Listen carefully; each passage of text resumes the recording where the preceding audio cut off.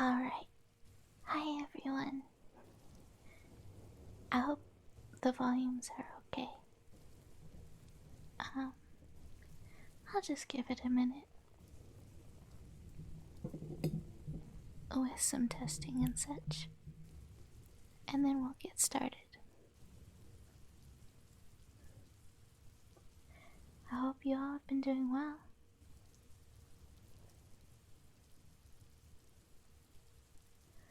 Definitely feels weird to stream again after having just done it.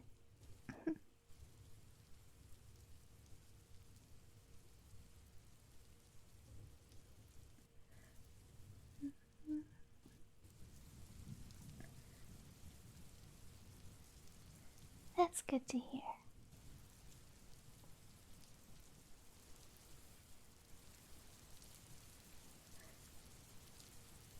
Doing well is always good.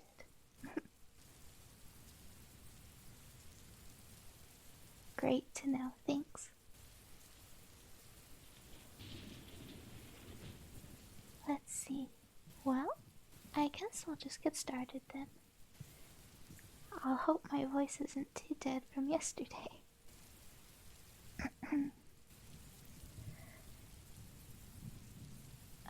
The Alice's Adventures in Wonderland by Lewis Carroll. Wait, I'll actually...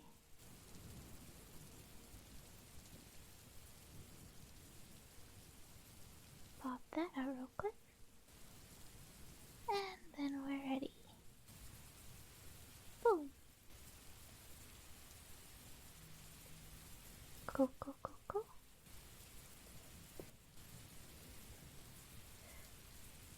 Alright, Chapter 1, Down the Rabbit Hole.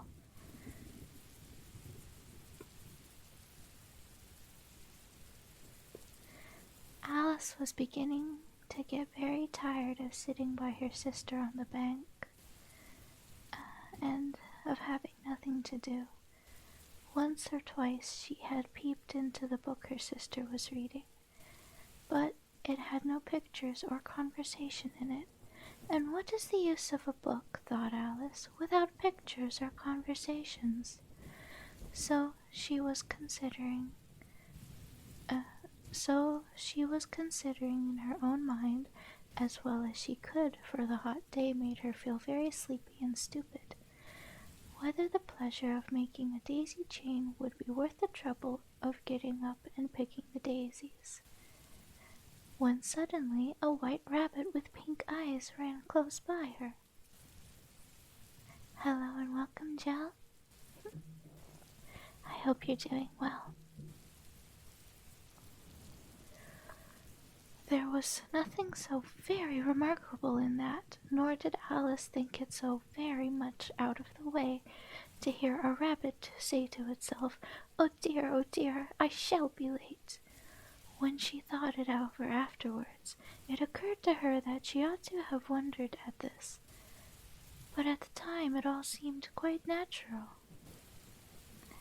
Hang on a sec.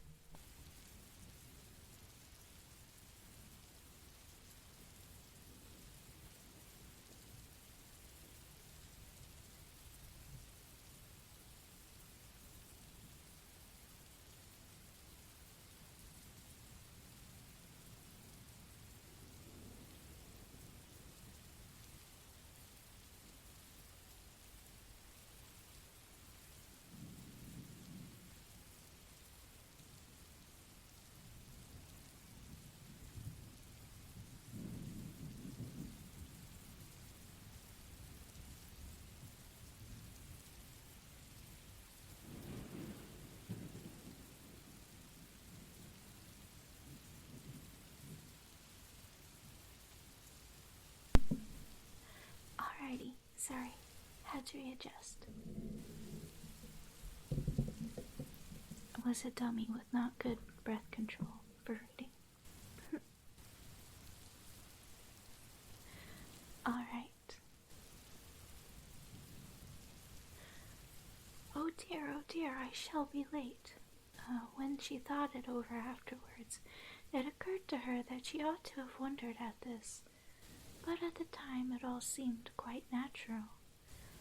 But when the rabbit actually took a watch out of his waistcoat pocket and looked at it, and then hurried on, Alice started to her feet, for it flashed across her mind that she had never before seen a rabbit with either a waistcoat pocket or a watch to take out of it. And, burning with curiosity, she ran across the field after it, and fortunately was just in time to see it pop down a large rabbit hole under the hedge. In another moment, down went Alice after it, never once considering how in the world she would get out again. The rabbit hole went straight on like a tunnel for some way, and then dipped suddenly down, so suddenly that Alice had not a moment to think about stopping herself before she found herself falling down a very deep well. Either the well was very deep or she fell very slowly, for she had plenty of time as she went down to look about her and to wonder what was going to happen next. First, she tried to look down and make out what she was coming to. But it was too dark to see anything. Then she looked at the sides of the wall and noticed they were filled with cupboards and bookshelves. Here and there she saw maps and pictures hung upon pegs. She took down a jar from one of the shelves as she passed. It was labeled orange marmalade, but to her great disappointment it was empty. She did not like to drop the jar for fear of killing somebody underneath, so managed to put it into one of the cupboards as she fell past it. Well, thought Alice to herself, after such a fall as this, I shall think nothing of tumbling downstairs. How brave they'll all think of me at home. Why, I wouldn't say anything about it, even if I fell off the top of the house, which is very likely true. Down, down, down down. Would the fall never come to an end? I wonder how many miles I've fallen by this time, she said aloud. I must be getting somewhere near the center of the earth. Let me see. That would be 4,000 miles down, I think. For you see, Alice had learnt several things of this sort in her lessons in the classroom, and though this was not a very good opportunity for showing off her knowledge, as there was no one to listen to her,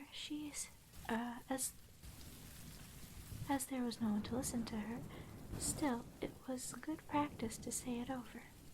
Yes, that's about the right distance, but then I wonder what latitude or longitude I've got to. Alice had no idea what latitude was, or longitude either, but thought they were nice grand words to say. Presently she began again. I wonder if I shall fall right through the earth. How funny it'll be to come out among the people that walk with their heads downward. The antipathies, I think. She was rather glad there was no one listening this time, as it didn't sound at all the right word. But I shall have to ask them what the name of the country is, you know. Please, ma'am, is this New Zealand or Australia? And she tried to curtsy as she spoke. Fancy curtsying as you're falling through the air. Do you think you could manage it? And what an ignorant little girl she'll think me for asking. No, it'll never do to ask. Perhaps I shall see it written up somewhere. Down, down, down. There was nothing else to do, so Alice soon began talking again. Dinah'll miss me very much tonight. I should think Dinah was the cat. I hope they'll remember her saucer of milk at tea time. Dinah, my dear, I wish you were down here with me. There are no mice in the air, I'm afraid, but you might catch a bat, and that's very like a mouse, you know. But do cats eat bats, I wonder? For you see, as she couldn't answer either question, it didn't much matter which way she put it. She felt that she was dozing off, and had just begun to dream that she was walking hand in hand with Dinah, and saying to her very earnestly, "Now, Dinah, tell me the truth. Did you ever eat a bat?" When suddenly, thump, thump, down she came upon a heap of stacks of dry leaves, and the fall was over. Alice was not a bit hurt, and she jumped up on her to her feet in a moment.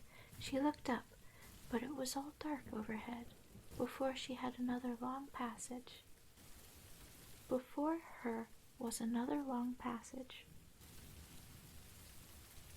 and the White Rabbit was still in sight, hurrying down it. There was not a moment to lose. There was not a moment to be lost. Away went Alice like the wind, and was just in time to hear it say as it turned a corner, "Oh, my ears and whiskers, how late it's getting!" She was close behind it when she turned the corner. But the rabbit was no longer to be seen. She found herself in a long, low hall, which was lit up by a row of lamps hanging from the roof.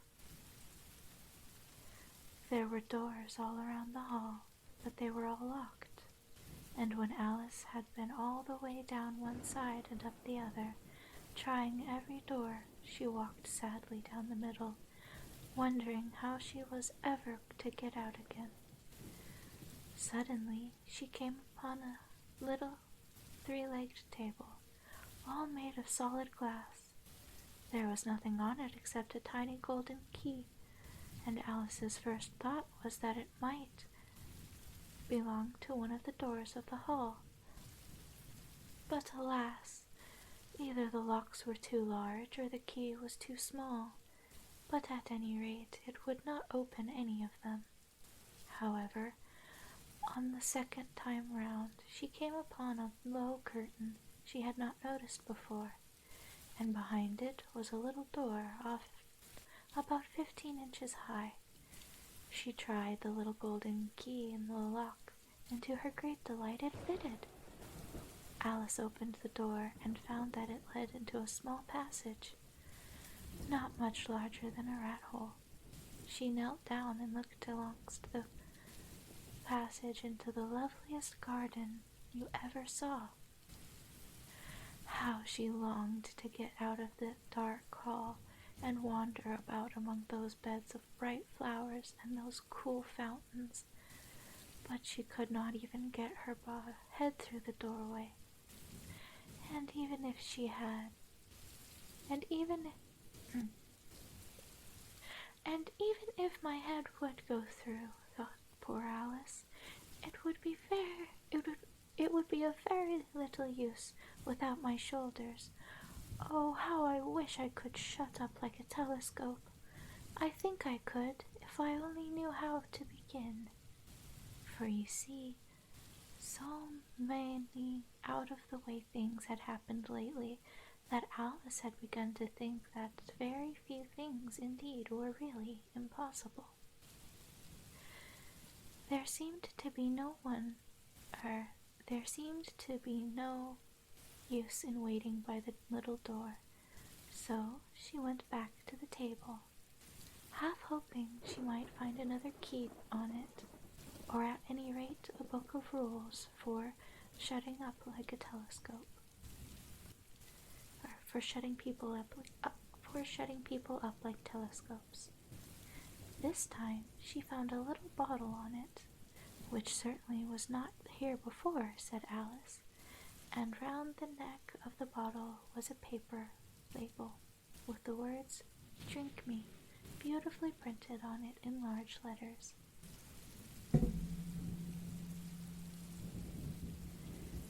It was all very well to say "drink me," but the wise little Alice was not going to do that in a hurry. "No, I'll look first," she said, "and see whether it's marked poison or not," for she had read several nice little histories about children who had got burnt and eaten up by wild beasts and other unpleasant things, all because they would not remember the simple rules their friends had taught them, such as that a red-hot poker will burn you if you hold it too long, and that if you cut your finger very deeply with a knife, it usually bleeds. And she had never forgotten that, if you drink much from a bottle marked poison, it is almost certain to disagree with you sooner or later. However, this bottle was not marked poison, so Alice ventured to taste it, and finding it very nice, it had, in fact, a sort of mixed flavor of cherry tart, custard, pineapple, roast turkey, toffee, and hot buttered toast.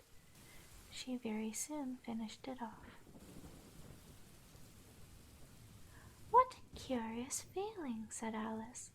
"I must be shutting up like a telescope." And so it was indeed. She was now only 10 inches high, and her face brightened up as she thought that she was now the right size for going through the little door into that lovely garden. First, however, she waited for a few minutes to see if she was going to shrink any further. She felt a little nervous about this, for it might end, you know, said Alice to herself, in my going out altogether like a candle. I wonder what I should be like then. And she tried to fancy what the flame of a candle is like after the candle is blown out, for she could not remember ever having seen such a thing.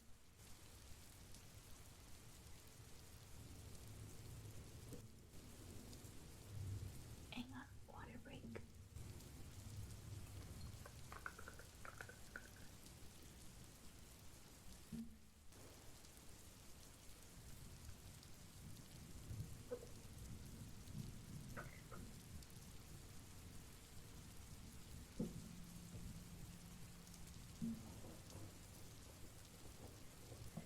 Alright, continuing on.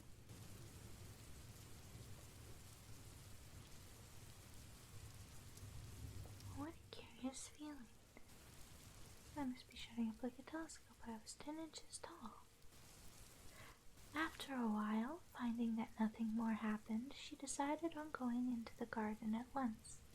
But, alas for poor Alice, when she got to the door, she found she had forgotten the little golden key, and when she went back to the table for it, she found she could not possibly reach it.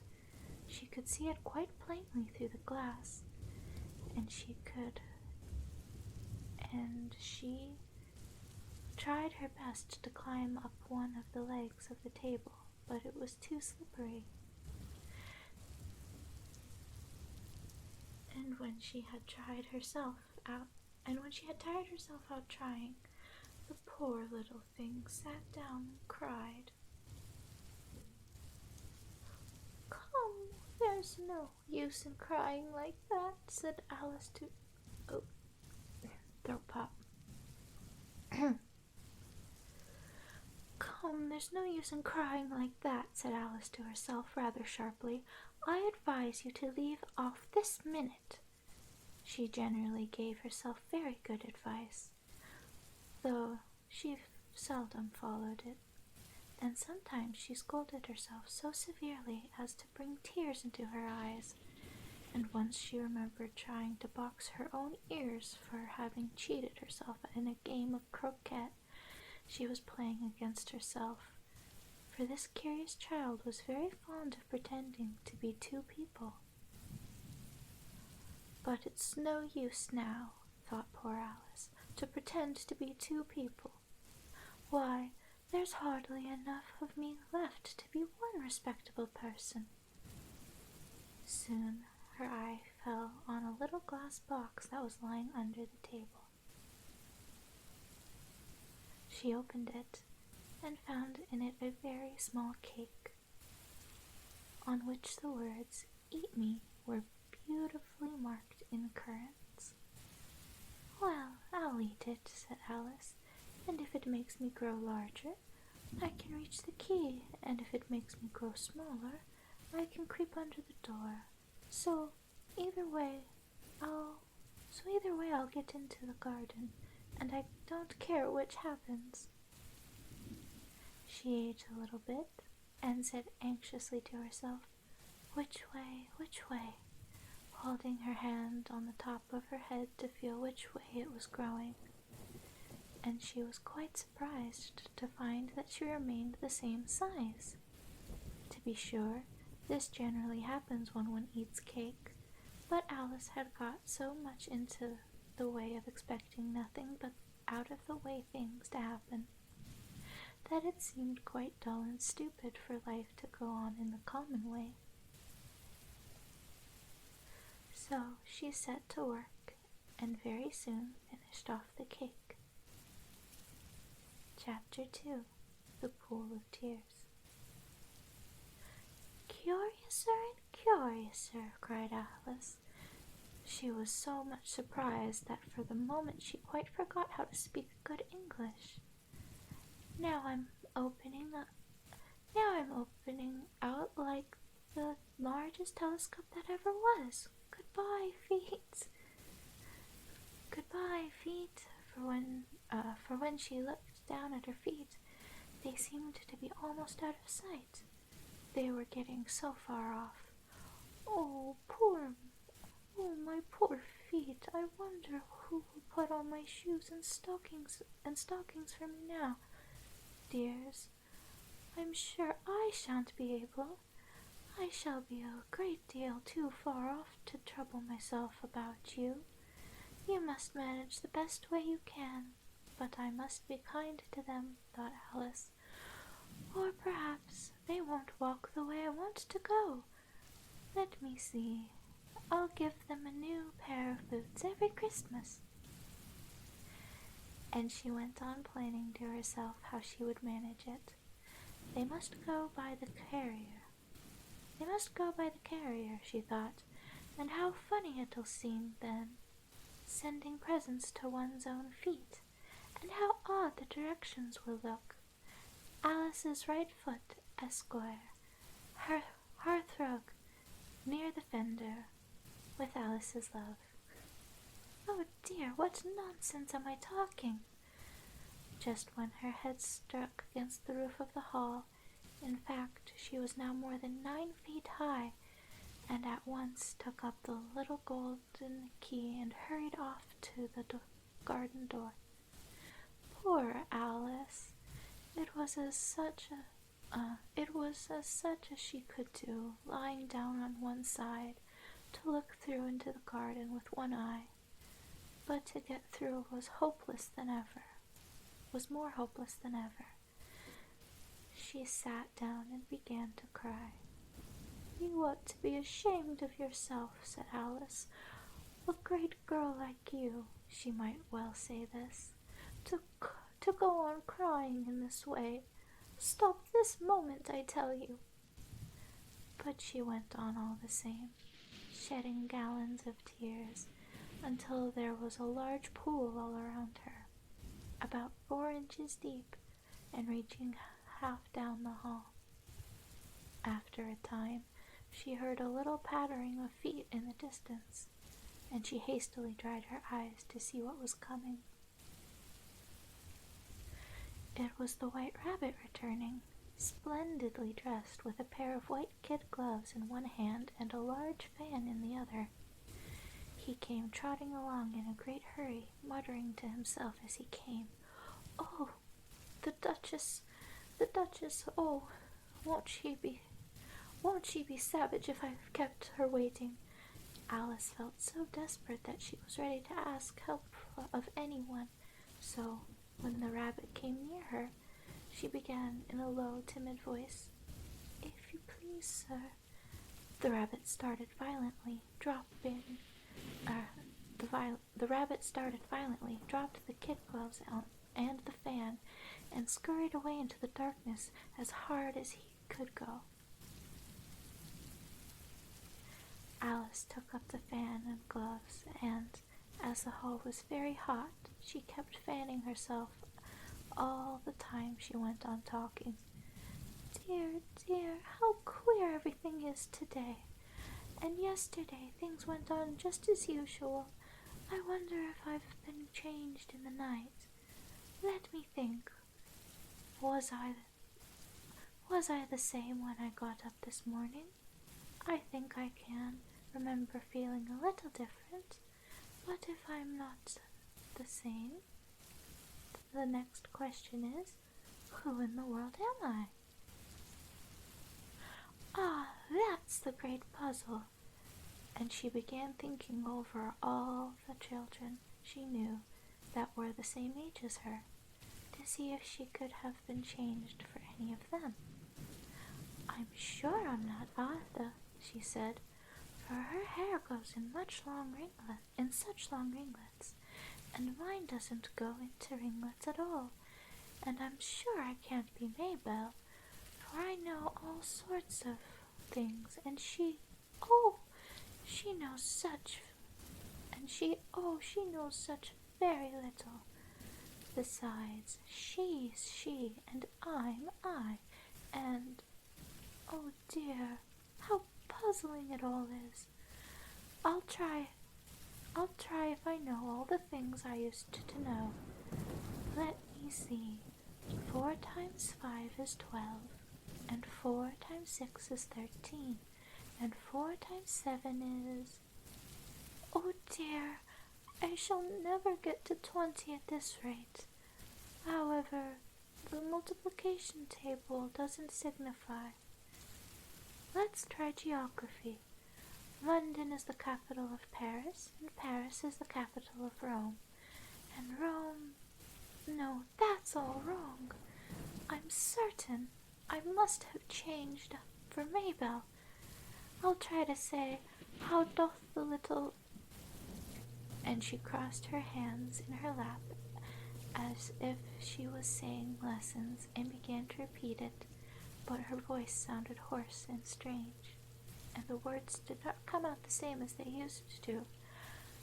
How doth the little crocodile improve his shining tail, and pour the waters of the Nile on every golden scale? How cheerfully he seems to grin, how neatly spread his claws, and welcome little fishes in with gently smiling jaws. I'm sure those are not the right words, said poor Alice, and her eyes filled with tears again as she went on. I must be Maybelle after all, and I shall have to go and live in that poky little house, and have next to no toys to play with, and oh, ever so many lessons to learn. No, I've made up my mind about it. If I'm Maybelle, I'll stay down here. It'll be no use their putting their heads down and saying, come up again, dear. I shall only look up and say, who am I then? Tell me that first, and then, if I like being that person, I'll come up. If not, I'll stay down here till I'm somebody else. But, oh dear, cried Alice, with a sudden burst of tears, I do wish they would put their heads down. I'm so very tired of being all alone here. As she said this, she looked down at her hands and was surprised to see that she had put on one of the rabbit's little white kid gloves while she was talking. How can I have done that? She thought. I must be growing small again. She got up and went to the table to measure herself by it, and found that, as nearly as she could guess, she had now about she found that as nearly as she could guess, she was now about 2 feet high and was going on shrinking rapidly. She soon found out that the cause of this was the fan she was holding, and she dropped it hastily, just in time to avoid shrinking away altogether. That was a narrow escape, said Alice, a good deal frightened at the sudden change, but very glad to find herself still in existence. And now for the garden, she said.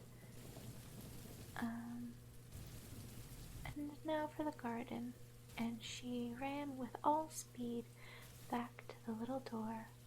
But alas, the little door was shut again, and the little golden key was lying on the glass table as before.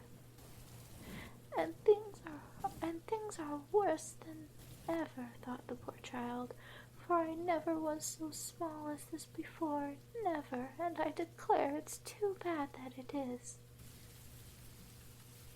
As she said these words, her foot slipped, and in another moment, splash, she was up to her chin in salt water. Her first idea was that she had somehow fallen into the sea. And in that case, I can go back by railway, she said to herself. Alice had been to the ocean side once in her life, and had come to the general conclusion that wherever you go to on the English coast, you find a number of bathing machines in the sea, some children digging in the sand with wooden spades, then a row of lodging houses, and behind them a railway station. However, she soon made out that she was in the pool of tears which she had wept when she was 9 feet high. I wish I hadn't cried so much, said Alice as she swam about, trying to find her way out. I shall be punished for it now, I suppose, by being drowned in my own tears. That will be a queer thing, to be sure. However, everything is queer today. Dang. Just then she heard something splashing about in the pool a little way off, and she swam nearer to make out what it was. At first she thought it must be a walrus or hippopotamus, but then she remembered how small she was now, and she soon made out that it was only a mouse that had slipped in like herself. Would it be of any use now, thought Alice, to speak to this mouse? Everything is so out of the way down here that I should think very likely it can talk. At any rate, there's no harm in trying. So she began, "Oh, mouse, do you know the way out of this pool? I'm very tired of swimming about here. Oh, mouse!" Alice thought this must be the right way of speaking to a mouse. She had never done such a thing before, but she remembered having seen in her brother's Latin grammar a mouse, of a mouse, to a mouse, oh mouse. The mouse looked at her rather inquisitively, and seemed to her to wink with one of its little eyes, but it said nothing. Perhaps it doesn't understand English, thought Alice. I dare say it's a French mouse, come over with William the Conqueror, for with all her for with all her knowledge of history, Alice had no very clear notion how long ago anything had happened. So she began again.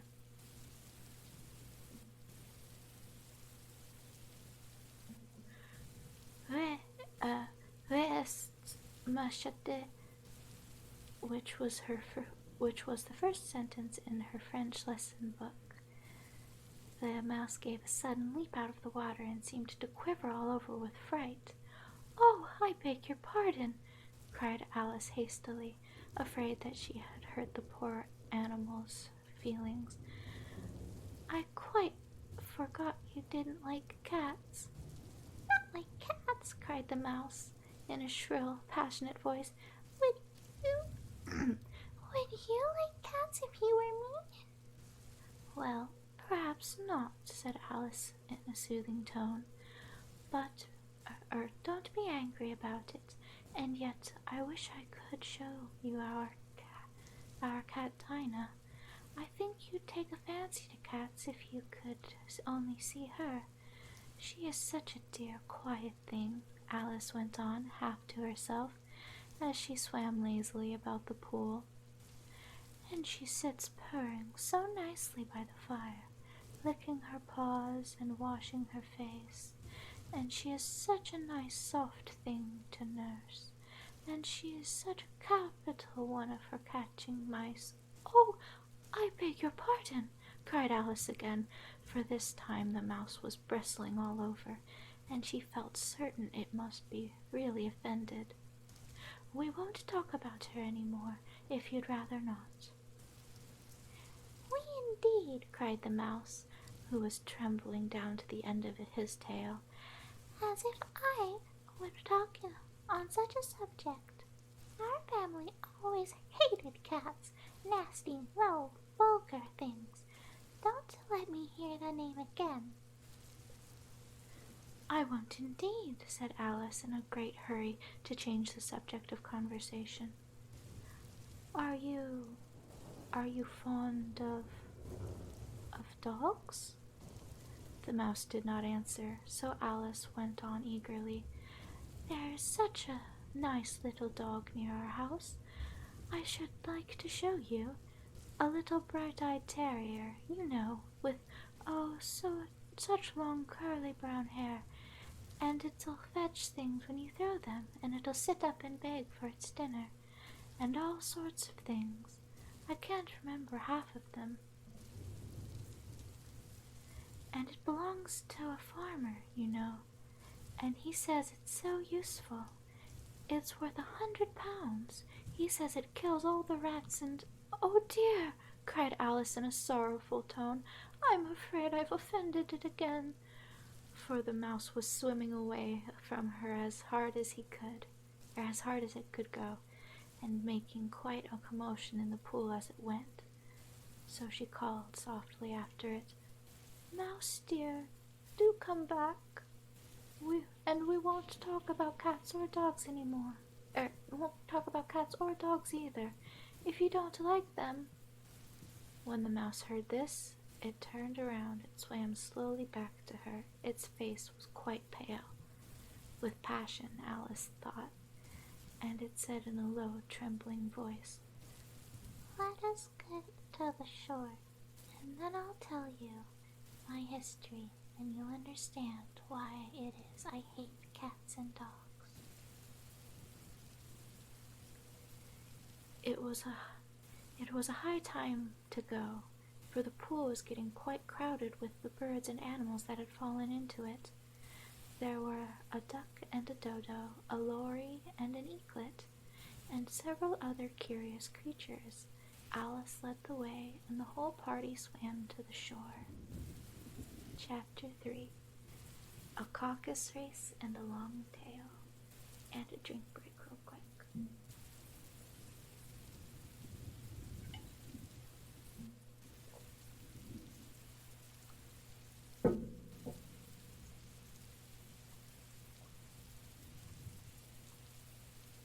How are you guys doing, by the way? Everything good, I hope? Just figured I'd check in, since we're at a break.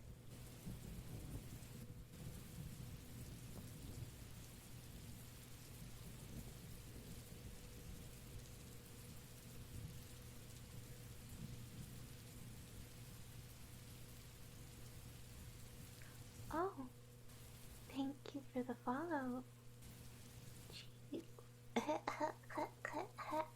Words? Thank you for the follow, Cheeks. Sorry, I didn't see it. The noise didn't go off. But thank you. I hope you enjoy your time here.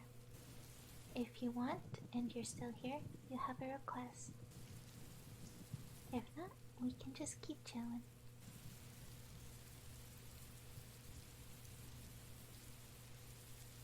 That's good to hear, Joe. Thanks for the update.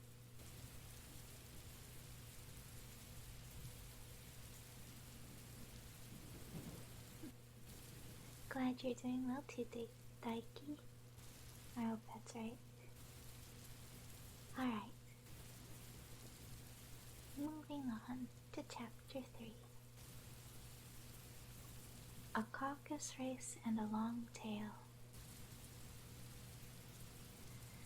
They were indeed a queer-looking party that assembled on the bank. The birds with draggled feathers, the animals with their fur clinging close to them, and all dripping, wet, cross, and uncomfortable.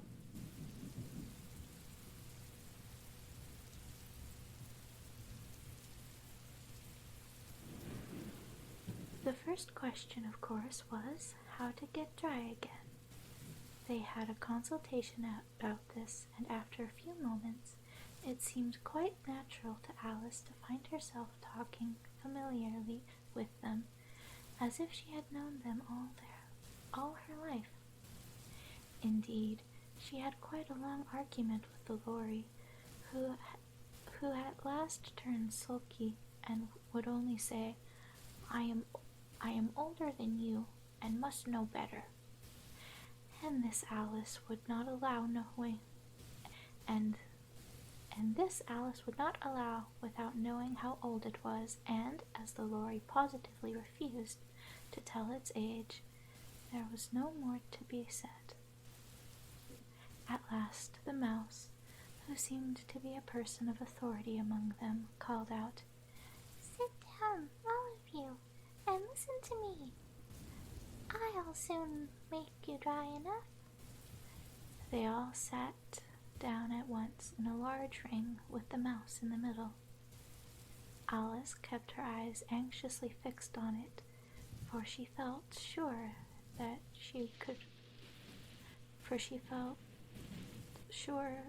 she would catch a bad cold if she did not get dry very soon.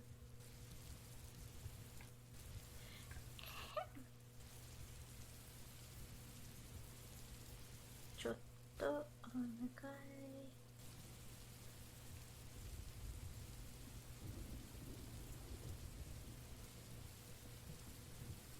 Chotto matata.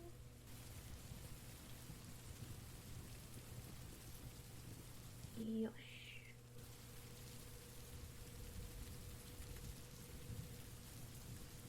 Ahem, said the mouse with an important air. Are you ready? This is the driest thing I know. Silence all around. If you please. William the Conqueror, whose cause was favored by the Pope, was soon submitted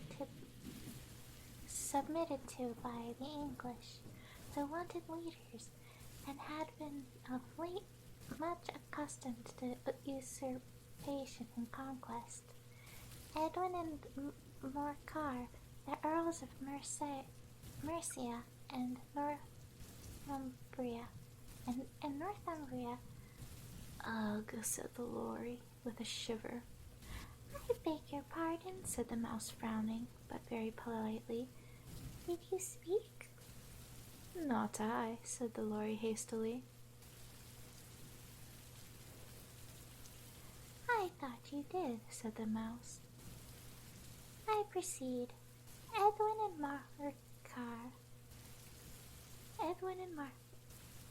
and Morcar, the Earls of Mercia and Northumbria, declared for him, and every stiggand the patriotic Archbishop of Canterbury found it advisable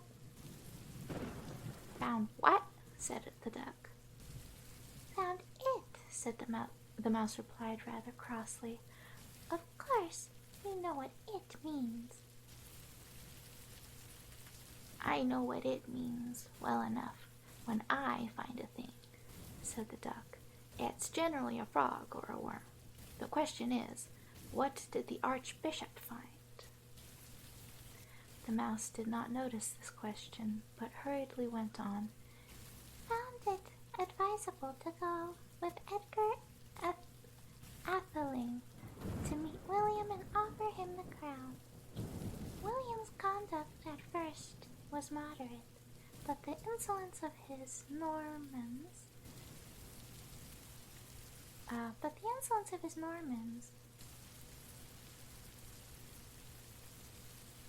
How are you getting on now, my dear? It continued, turning to Alice as it spoke. As wet as ever, said Alice in a melancholy tone. It doesn't seem to dry me at all.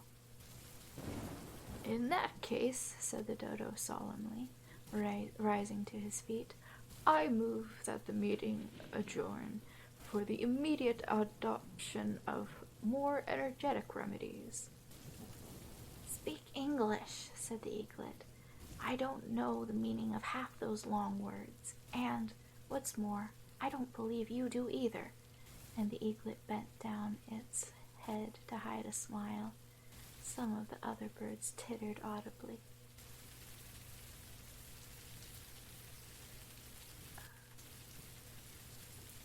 What I was going to say, said the dodo in an offended tone, was that the best thing to get us dry would be a caucus race. What is a caucus race? Said Alice. Not that she wanted much to know, but the dodo had paused as if it thought that somebody ought to speak, and no one else seemed inclined to say anything. Why, said the dodo, the best way to explain it is to do it. And as you might like to try the thing yourself, some winter day I will tell you how the dodo managed it.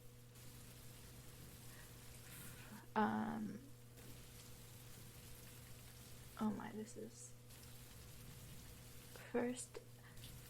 First it marked out a race course in a sort of circle. The exact shape doesn't matter, it said. The exact shape doesn't matter, it said, and when all the party were placed along the course, here and there was no 1, 2, 3, and away, but they began running when they liked, and left off when they liked, so that it was not easy to know when the race was over. However, when they had been running half an hour or so, and were quite dry again, the dodo suddenly called out, "The race is over!" and they all crowded around it, panting, and asked, "But who has won?" This question the dodo could not answer without a great deal of thought, and it sat for a long time with one finger pressed upon its forehead, the position in which you usually see Shakespeare in the pictures of him.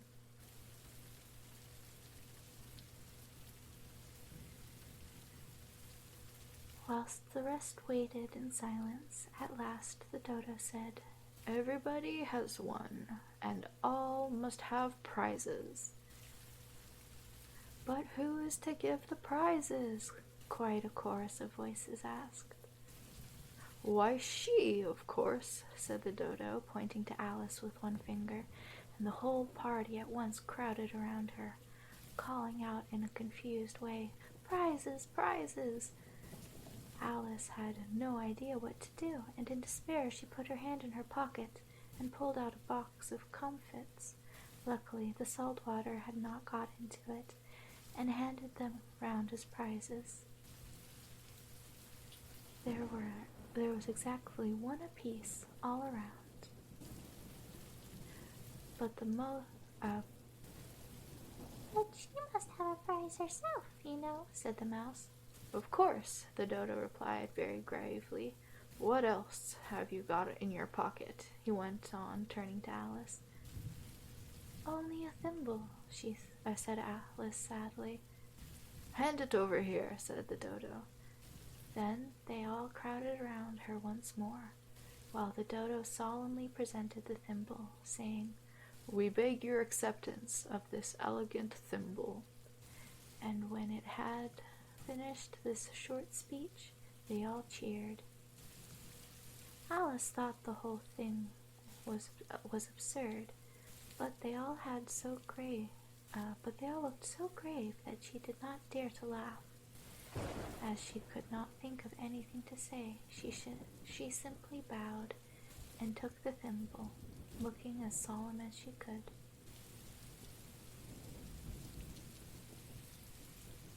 The next thing was to eat the comfits. Hang on, I'm gonna look up what that is. I actually don't know. Are confectionery, consisting of dried fruits, nuts, seeds, or spices coated with sugar candy, often through sugar pan.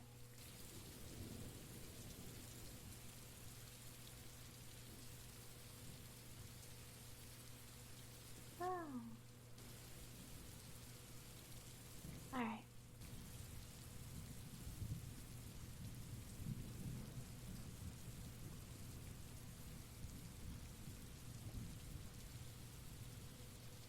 The next thing was to eat the comfits. This caused some noise and confusion, as the large birds complained that they could not taste theirs, and the small ones choked and had to be patted on the back. However, it was over at last, and they sat down again in a ring and begged the mouse to tell them something more. "You promised to tell me your history, you know," said Alice. "And why is it you hate C and D?" she added in a whisper, half afraid that it would be offended again. "Mine is a long and sad tale," said the mouse, turning to Alice and sighing. "It is a long tale, certainly," said Alice, looking down with wonder at the mouse's tail. "But why do you call it sad?" And she kept on puzzling about it while the mouse was speaking, so that her idea of tale was something like this. Her idea of the tale was something like this. Fury said to a mouse that he met in the house, "Let us both go to the law. I will persecute you. Come, I'll take no denial. We must have a trial.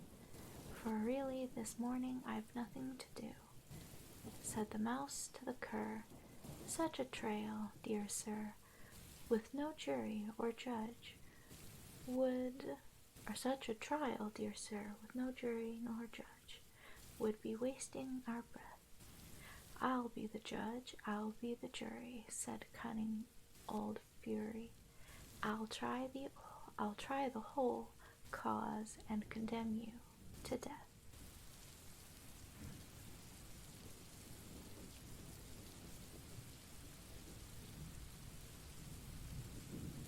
Nice timing.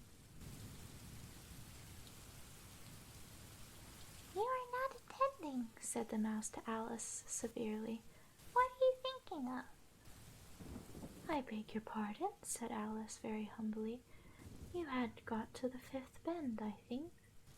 "I had not," cried the mouse sharply and very angrily. "I'm not," said Alice, always ready to make herself useful and looking anxiously about her. "Oh, do let me help to undo it." "I shall do nothing of the sort," said the mouse, getting up and walking away. "You insult me by talking such nonsense." "I didn't mean it," pleaded poor Alice, "but you're so easily offended, you know." The mouse only growled in reply. "Please come back and finish your story," Alice called after it, and the others all joined in chorus. "Please do," or "Yes, please do." But the mouse only shook his head impatiently and walked a little quicker. "What a pity it wouldn't stay," sighed the lorry, as soon as it was quite out of sight. and an old crab took the opportunity of saying to her daughter, "Ah, dear, ah, my dear, let this be a lesson to you never to lose your temper." "Hold your tongue, Ma," said the young crab a little snappishly. "You're enough to try the patience of an oyster." I wish I had our Diana here. I wish I had our Dinah here. There we go, that's the name. I wish I had our Dinah here, I know I do, said Alice aloud, addressing nobody in particular. She'd soon fetch it back. "And who is Dinah, if I might venture to ask the question?" said the Lory. Alice replied eagerly, for she was always ready to talk about her pet. "Dinah's our cat, and she's such a capital one for catching mice you can't think. And oh, I wish you could see her after the birds. Why, she'll eat a little bird as soon as look at it." This speech caused a remarkable sensation among the party. Some of the birds hurried off at once. One old magpie began wrapping itself up very carefully, remarking,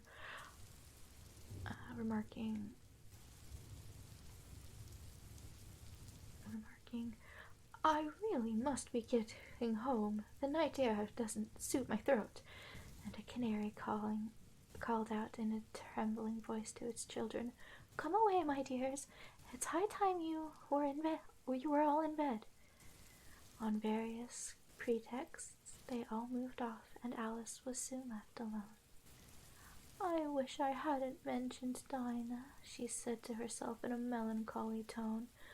"Nobody seems to like her down here, and I'm sure she's the best cat in the world. Oh, my dear Dinah, I wonder if I shall ever see you any more." And here poor Alice began to cry again, for she felt very lonely and low-spirited. In a little while, however, she again heard a little pattering of footsteps in the distance, and she looked up eagerly, half hoping that the mouse had changed his mind and was coming back to finish his story. Chapter 4. The Rabbit Sends in a Little Bill. "Oh, not Bill. No."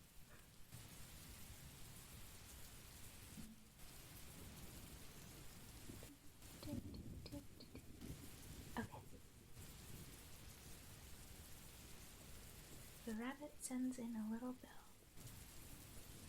It was the White Rabbit, trotting slowly back again, and looking anxiously about as it went, as if it had lost something, and she heard it muttering to itself, the Duchess, oh my dear paws, oh my fur and whiskers, she'll get me executed, as sure as ferrets are ferrets.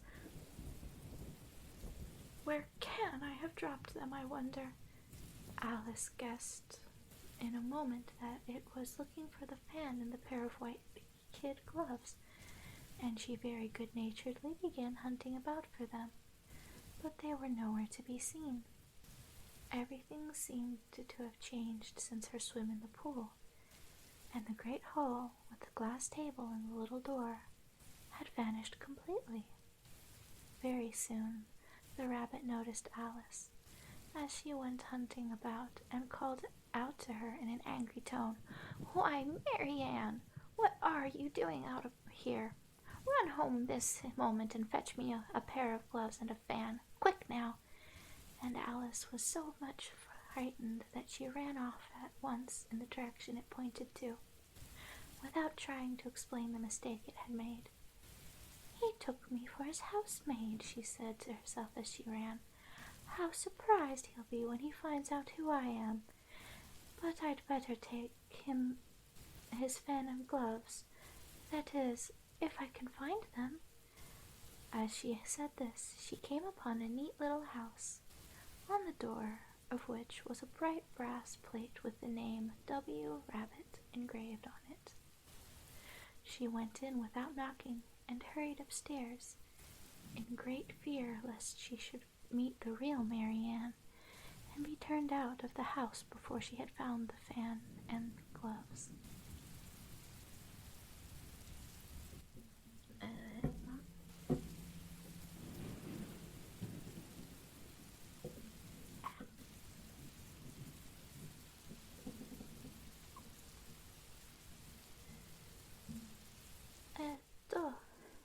Before she was made aware that how queer it seems, said Alice to herself, to be going messages for a rabbit. I suppose Dinah will be sending me on messages next. And she began fancying the sort of thing that would happen. Miss Alice, come here directly and get ready for your walk. Coming in a minute, nurse, and I've got to see that the mouse doesn't get out. Nurse. Only I don't think, Alice went on, that they'd let Dinah stop in the house if it began ordering people about like that. By this time she had found her way into a tidy little room with a table in the window, and on it, as she had hoped, a fan and 2 or 3 pairs of tiny white kid gloves. She took up the fan and a pair of the gloves, and was just about to leave the room, when her eye fell upon a little bottle that stood near the looking-glass. There was no label, this time with the words "Drink me," but nevertheless she uncorked it and put it to her lips. I know something interesting is sure to happen, she said to herself, whenever I eat or drink something, so I'll just see what this bottle does. I do hope it'll make me grow large again, for really I'm quite tired of being such a tiny little thing. It did so indeed, and much sooner than she had expected. Before she had drunk half the bottle, she found her head pressing against the ceiling, and had to stoop to save her neck from being broken. She hastily put down the bottle, saying to herself, "That's quite enough. I hope I shan't grow any more. As it is, I can't get out the door. I do wish I hadn't drunk quite so much." Alas, it was too late to wish that. She went on growing, and very soon had to kneel down on the floor. In another minute there was not even room for this, and she tried the effect of lying down with one elbow against the door, and the other arm curled around her head.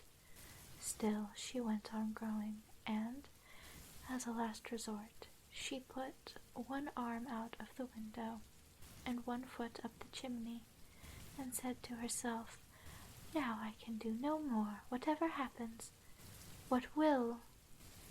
Now I can do no more, whatever happens. What will become of me?" Luckily for Alice, the little magic bottle had now had its full effect, and she grew no larger. Still, it was very uncomfortable, and, as there seemed to be no sort of chance of her ever getting out of the room again, no wonder she felt unhappy. Luckily for Alice, the little magic bottle had now had its full effect, and she grew no larger. Still, it was very uncomfortable, and, as there seemed to be no sort of chance of her getting out of the room again, no wonder she felt unhappy. It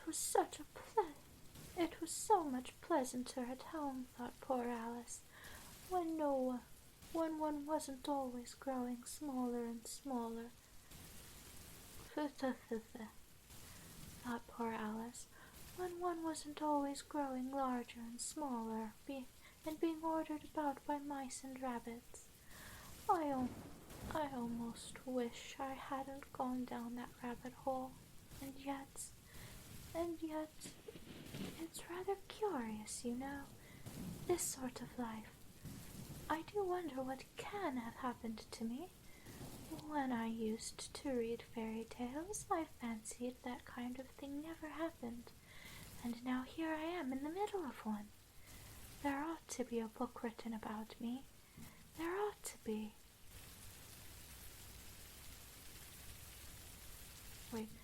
There ought to be a book written about me, that there ought. And when I grow up, I'll write one. And I'm grown up now, she added in a sorrowful tone.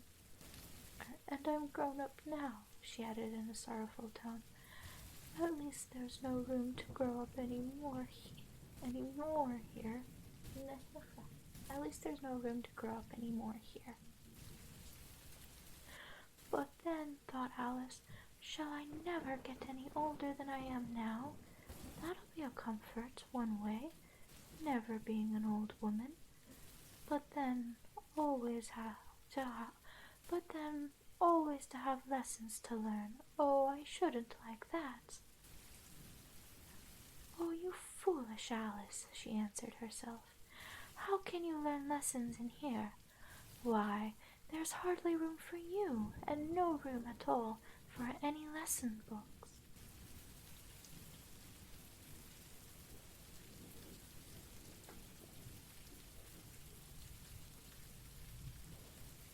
No lesson books?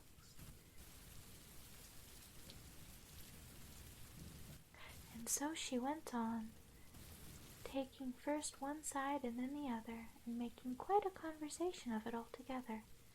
But after a few minutes she heard a voice outside, and stopped to listen.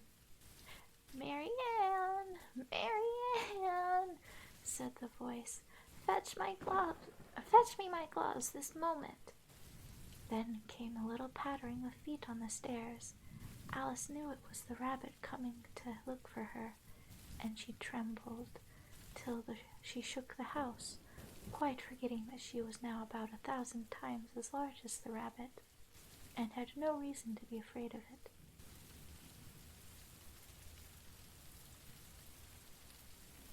Presently the rabbit came up to the door and tried to open it, but as the door opened inwards and Alice's elbow was pressed hard against it, that attempt proved a failure.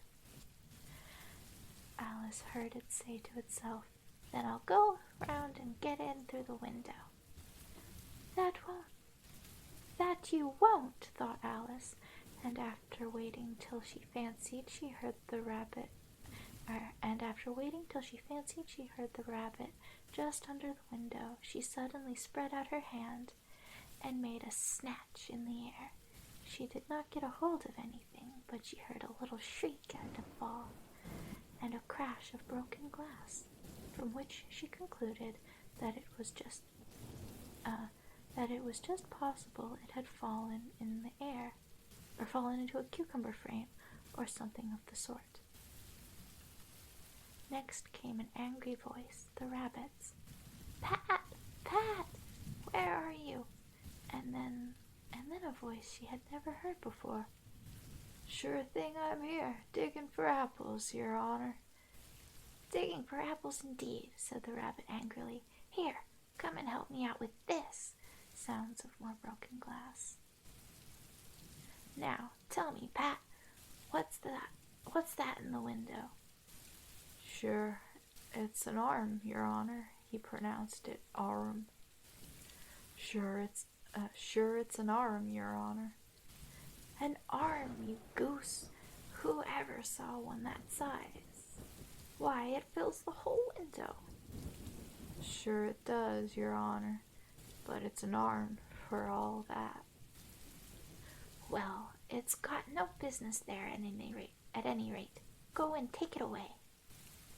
There was a long silence after this, and Alice could only hear whispers now and then, such as, "Sure, I don't like it." Such as, "Sure, I don't like it, Your Honor, at all. Do as I tell you, you coward." And at last she spread out her hand again and made another snatch in the air. This time there were 2 little shrieks, and more sounds of broken glass. What a number of cucumber frames there must be, thought Alice. I wonder what they'll do next.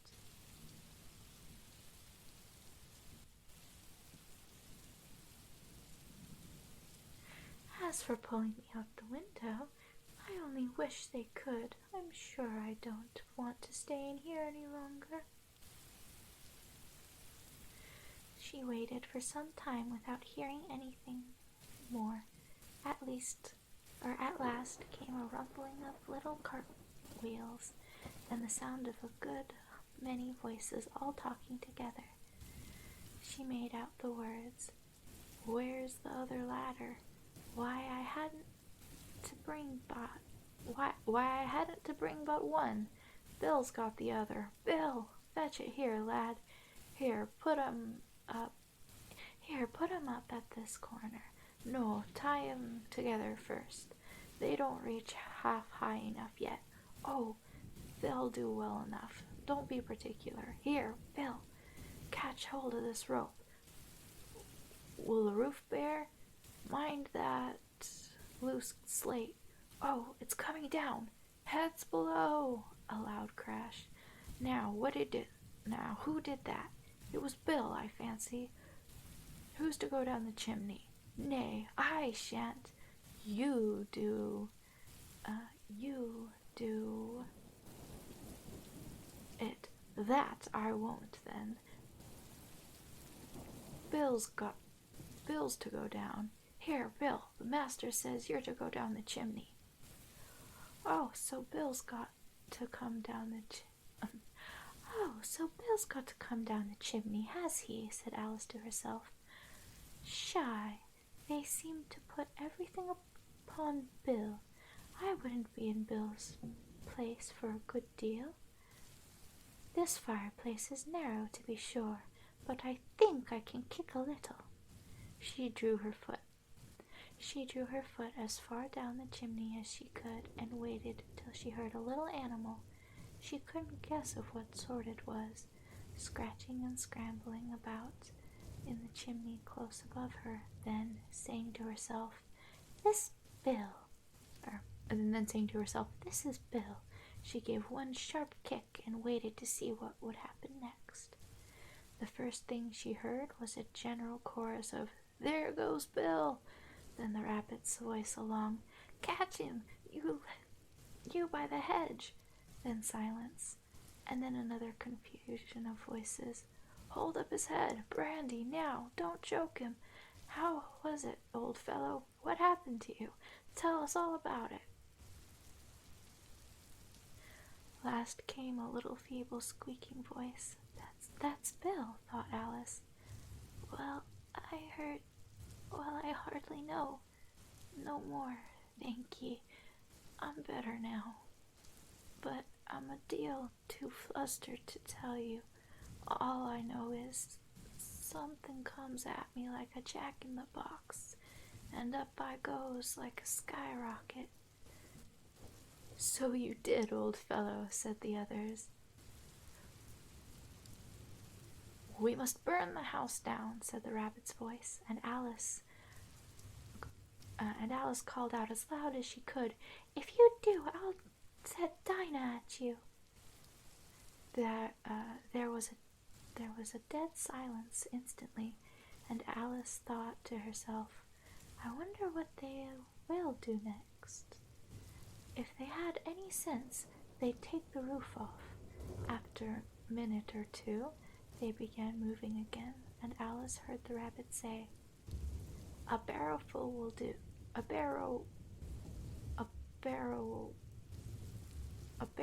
will do, to begin with." What? New word time. Barrowful.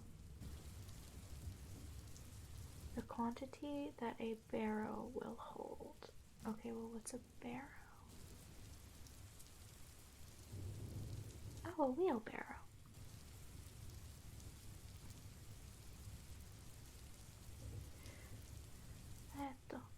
A barrel will do. A barrowful will do, to begin with. A barrel full of what? Thought Alice, but she had not long to doubt, for the next moment a shower of little pebbles came rattling in at the window, and some of them hit her in the face. "I'll put a stop to this," she said to herself, and shouted out, "You'd better not do that again," which produced another dead silence. Alice noticed with some surprise that the pebbles were all turning into little cakes as they lay on the floor, and a bright idea came into her head. If I eat one of these cakes, she thought, it's sure to make some change in my size, and as it can't possibly make me larger, it must make me smaller, I suppose. So she swallowed one of the cakes, and was delighted to find that she began shrinking directly. As soon as she was small enough to get through the door, she ran out of the house and found quite a crowd of little animals and birds waiting outside. The poor little lizard Bill was in the middle, being held up by 2 guinea pigs, who were giving it something out of a bottle. They all made a rush at Alice the moment she appeared, but she ran off as hard as she could, and soon found herself safe in a thick wood. "The first thing I've got to do," said Alice to herself as she wandered about in the wood, "is to grow to the right size again, and the second thing is to find my way into that lovely garden. I think that will be my best plan." It sounded an excellent plan, no doubt, and very neatly and simply arranged.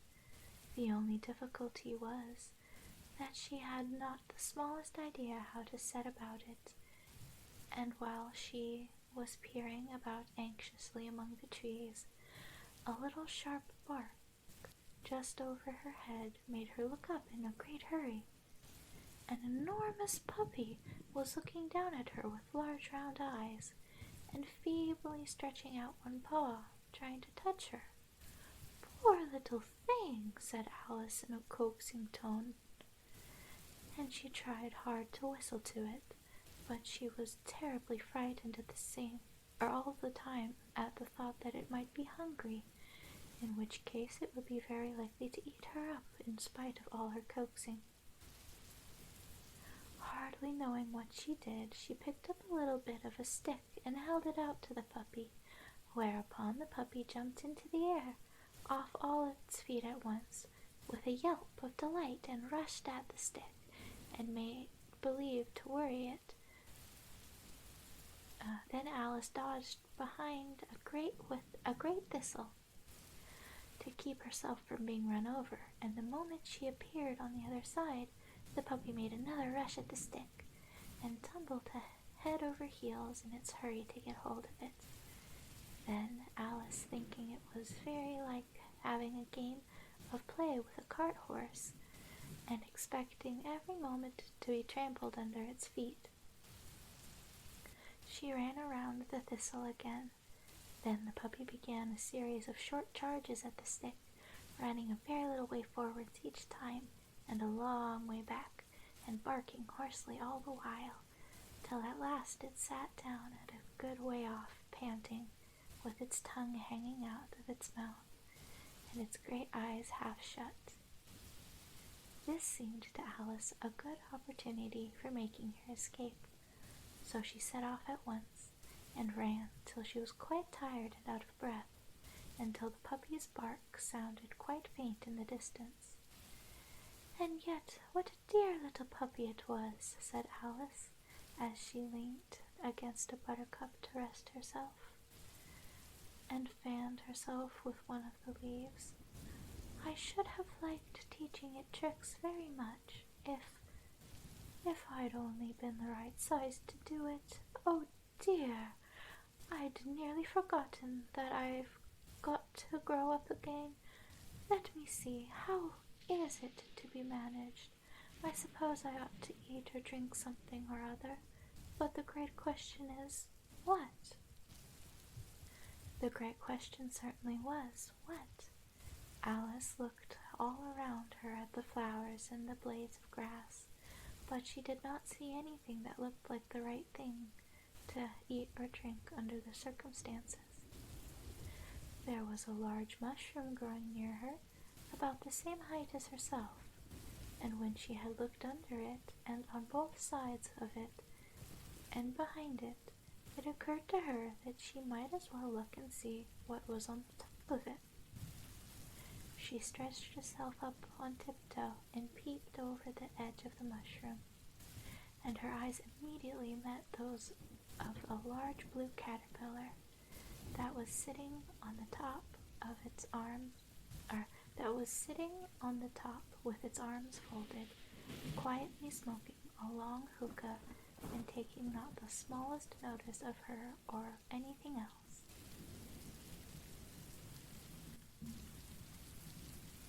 And water break, because that was a chapter.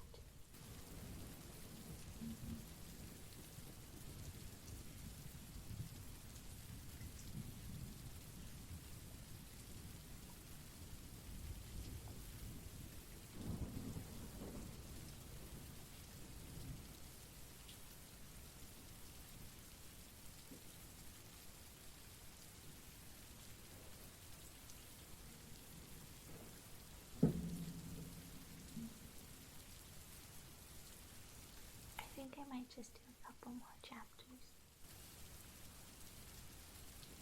and then call it. Hang on, let's see.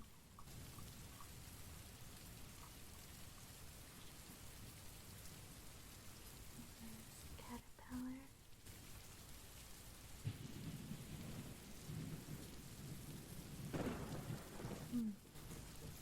Well. Chapter 5. Advice from a Caterpillar.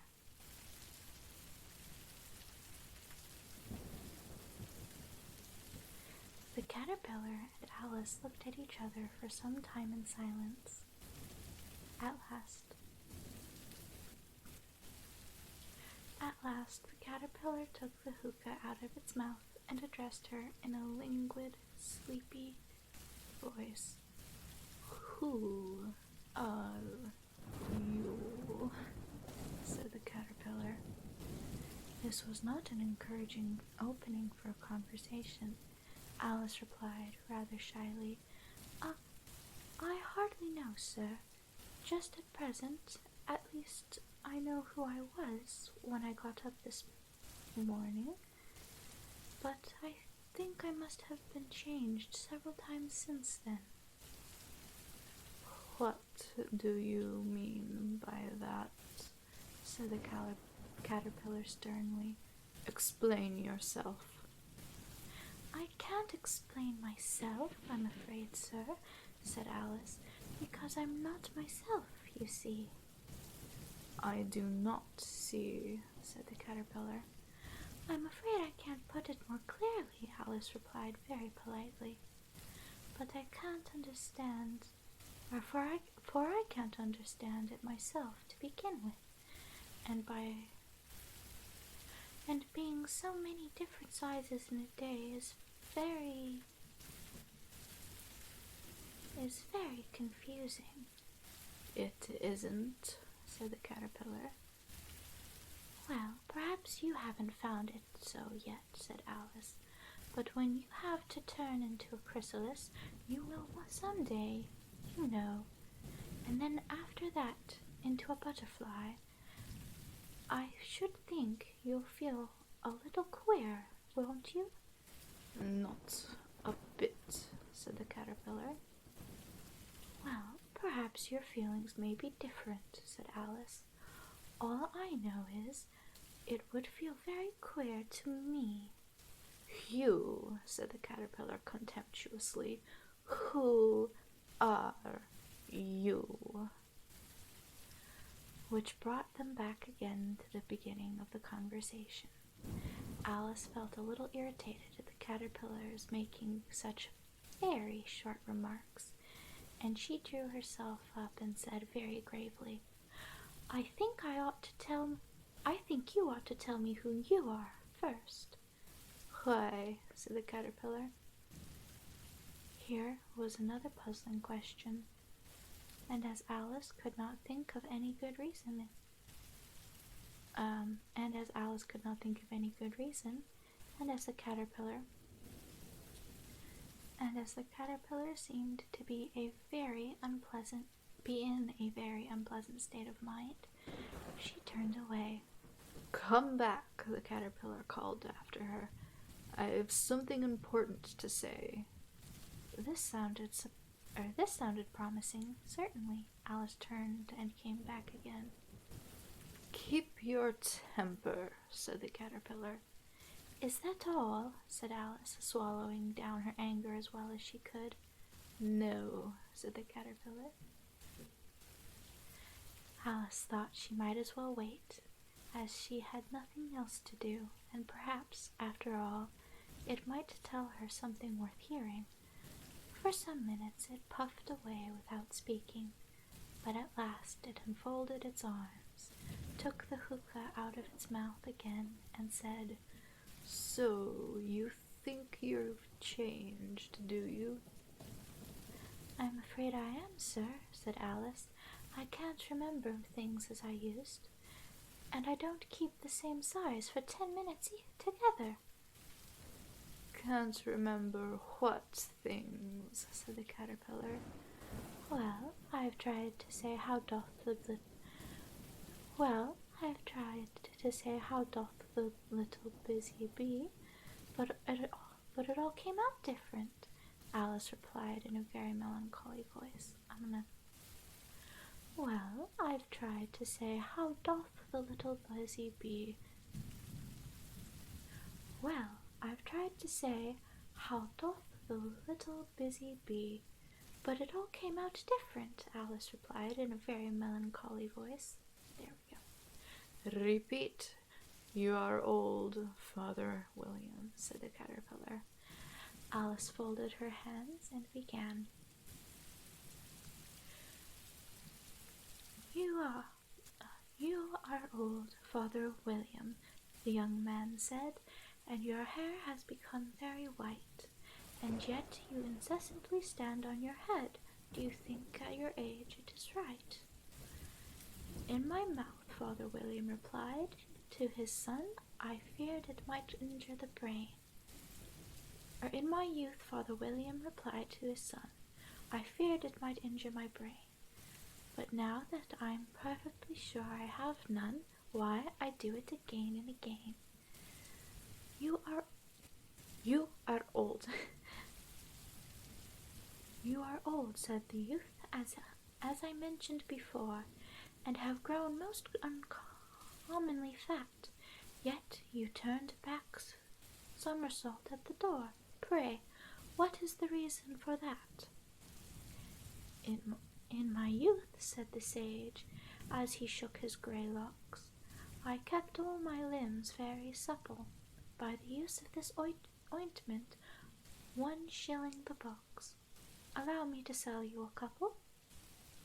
You are old, said the youth, and your jaws are weak too, and your jaws are too weak for anything tougher than soot. Yet you finished the goose with the bones in the beak. Pray, how do you manage to do it? In my youth, said his father, I took to the law and argued each case with my wife, and the muscular strength which it gave to my jaw has lasted the rest of my life. You are old, said the youth. One would hardly suppose that your eye was as steady as ever, yet you balanced an eel on the end of your nose. What made you so awfully clever? I have answered 3 questions, and that is enough, said his father. Don't give yourself airs. Do you think I can listen all day to such stuff? Be off, or I'll kick you downstairs. That is not said right, said the caterpillar. Not quite right, I'm afraid, said Alice timidly. Some of the words have got altered. It is wrong from beginning to end, said the caterpillar decidedly, and there was silence for some minutes. The caterpillar was the first to speak. What size do you want to be? It asked. Oh, I'm not particular as to size, Alice hastily replied. Only one doesn't like changing so often, you know. I don't know, said the caterpillar. Alice said nothing. She had never been so much contradicted in her life before, and she felt that she was losing her temper. Are you content now? Said the caterpillar. Well, I should like to be a little larger, sir, if you wouldn't mind, said Alice. 3 inches is such a wretched height to be. It is a very good height indeed, said the caterpillar angrily, rearing itself upright as it spoke. It was exactly 3 inches high. But I'm not used to it, pleaded poor Alice in a piteous tone, and she thought of herself, I wish the creatures wouldn't be so easily offended. You'll get used to it in no time, said the caterpillar, and it put the hookah into its mouth and began smoking again. This time Alice waited patiently until it chose to speak again. In a minute or two the caterpillar took the hookah out of its mouth and yawned once or twice and shook itself. Then it got down off the mushroom and crawled away in the grass, merely remarking as it went, One side will make you grow taller, and the other side will make you grow shorter. One side of what? The other side of what? Thought Alice to herself. Of the mushroom, said the caterpillar, just as if she had asked it out loud, and in another moment it was out of sight. Alice remained looking thoughtfully at the mushroom for a moment, trying to make out which were the 2 sides of it, and as it was perfectly round, she found this a very difficult question. However, at last she stretched her arms around it as far as they would go and broke off a bit of the edge with each hand. And now, which is which? She said to herself, nibbling, and nibbled a little of the right hand bit to try the effect. The next moment she felt a violent blow underneath her chin. It had struck her foot. She was a good deal frightened by this very sudden change, but she felt that there was no time to be lost, as she was shrinking rapidly, so she set to work at once to eat some of the other bit.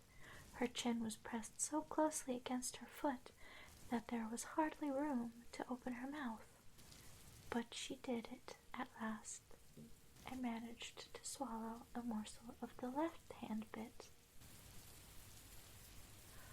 Come, my head's free at last, said Alice in a tone of delight, which changed into alarm in another moment when she found that her shoulders were nowhere to be found. All she could see once she looked down was an immense length of neck, which seemed to rise like a stalk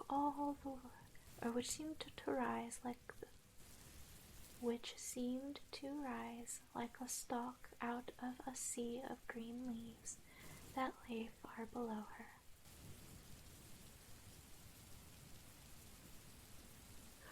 What can all that green stuff be? Said Alice. And where have my shoulders got to? And oh, my poor hands, how is it I can't see you? She was moving them, but as she spoke, spoke, but no result seemed to follow, except a little shaking among the distant green leaves.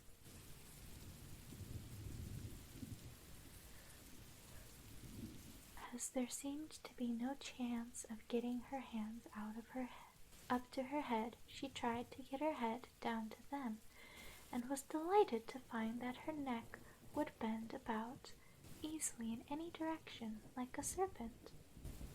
She had just succeeded in curving it down into a graceful zigzag, and was going to dive in among the leaves, which she found to be nothing but the tops of the trees under which she had been wandering, when a sharp hiss made her draw back in a hurry.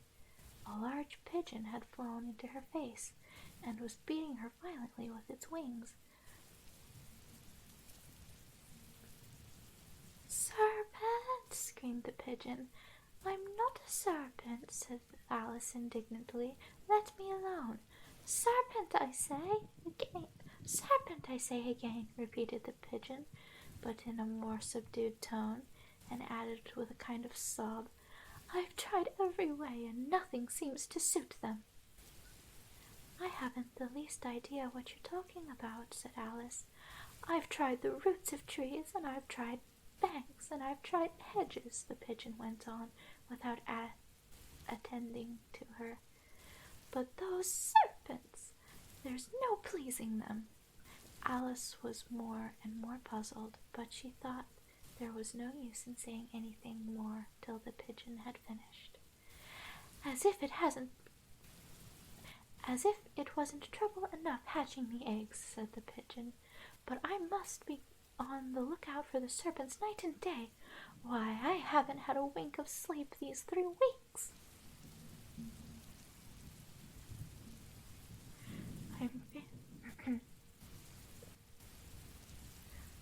I'm very sorry you've been annoyed," said Alice, who was beginning to see its meaning. "And just as I'd taken the highest tree in the wood," continued the pigeon, raising her voice to a shriek, "and just as I was thinking I should be free of them at last, they must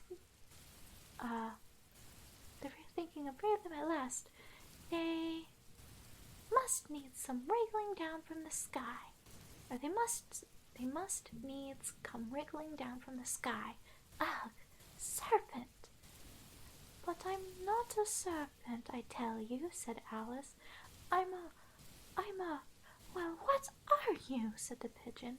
"I can see you're trying to invent something." I'm a little girl," said Alice, rather doubtfully, as she remembered the number of changes she had gone through that day. "A likely story indeed," said the pigeon in a tone of the deepest contempt. "I've seen a good many little girls in my time, but never one with such a neck as that. No, no. You're a serpent, and there's no use denying it. I suppose you'll be telling me next that you've never tasted an egg." "I have tasted eggs, certainly," said Alice, who was a very truthful child. "But little girls eat eggs quite as much as serpents do, you know." "I don't believe it," said the pigeon. "But if they do, why then, they're a kind of serpent. That's all I can say." This was such a new idea to Alice that she was quite silent for a minute or two, which gave the pigeon the opportunity of adding, "You're looking for eggs. I know that well enough, and what does it matter to me whether you're a little girl or a serpent?" "It matters a good deal to me," said Alice hastily, "but I'm not looking for eggs. As it happens, and if I was, I shouldn't want yours. I don't like them raw." "Well, be off then," said the pigeon in a sulky tone, as it settled down again into its nest. Alice crouched down among the trees as well as she could, for her neck kept getting entangled among the branches, and every now and then she had to stop and untwist it. After a while, she remembered that she still held the pieces of mushroom, in her hands, and she set to work very carefully, nibbling first at one and then at the other, and growing sometimes smaller and sometimes shorter, until she had succeeded in bringing herself down to her usual height.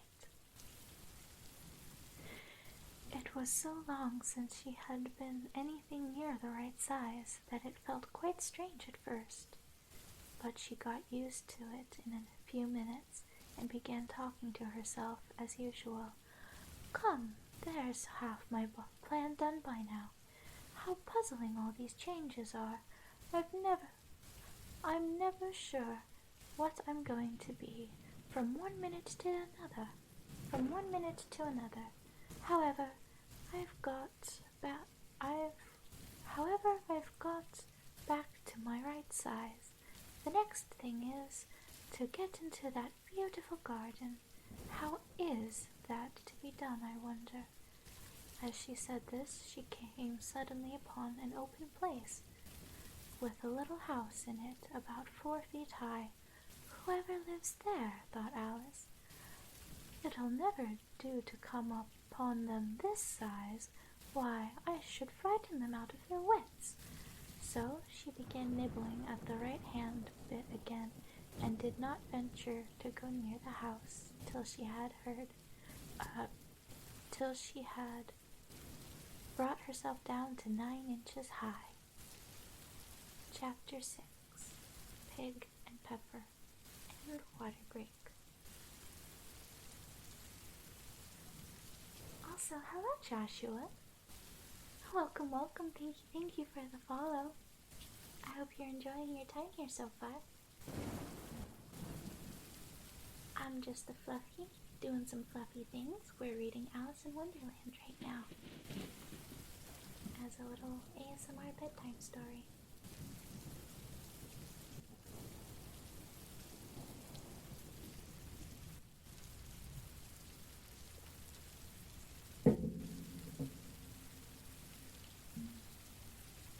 I do hope you're doing well.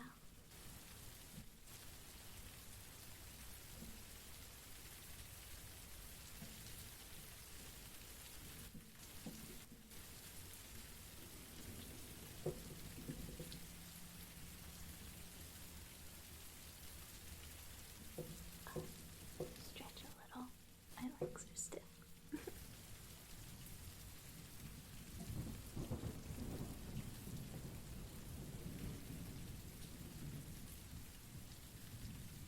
Alrighty. I really want to get to the garden chapter. That's my favorite chapter. Or my favorite part of the show. I don't know where it is in the book. It's been forever since I heard the story.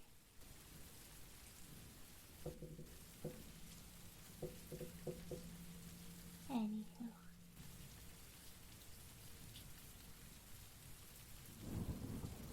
I'm sure a few more chapters to try to find it won't hurt.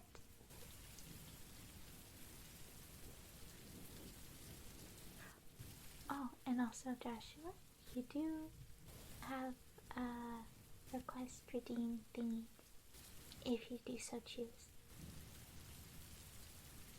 But you don't have to either, that's alright.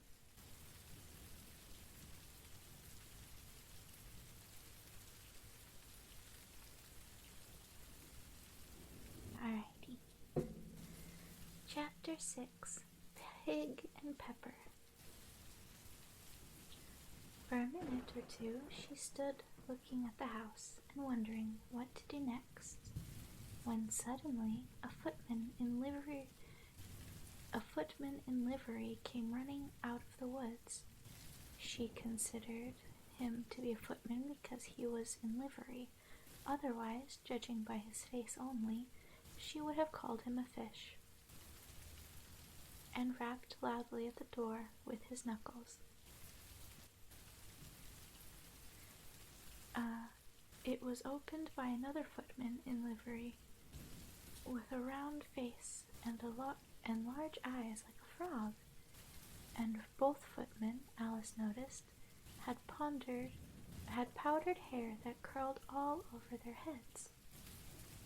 She felt very curious to know what it was all about, and crept a little way out of the wood to listen. Oh, I remember this part. The fish footman began by producing from under his arm a great letter, nearly as large as himself, and this he handed over to the other, saying in a solemn tone,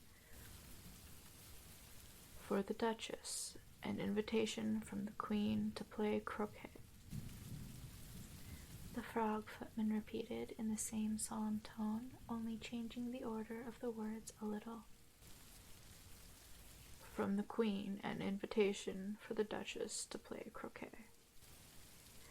Then they both bowed low, and their curls got entangled together.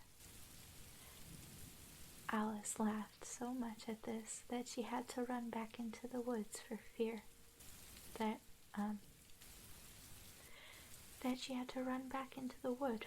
of their hearing her, and when she next peeped out, the fish footman was gone, and the other was sitting on the ground near the door, staring stupidly up into the sky. Alice went timidly up to the door and knocked. There's no sort of use in knocking," said the footman, and that for 2 reasons. First, because I am on the same side of the door as you are. Secondly, because they are making such a noise inside, no one could possibly hear you. And certainly there was a most extraordinary noise going on within, a constant howling and sneezing, and every now and then a great crash, as if a dish or kettle had been broken to pieces. "Please then," said Alice, "how am I to get in?" "There might be some sense in your knocking," the footman went on without attending to her. "If we had the door between us, for instance, if you were inside, you might knock and I could let you out, you know." He was looking up into the sky all the time he was speaking, and this Alice thought decidedly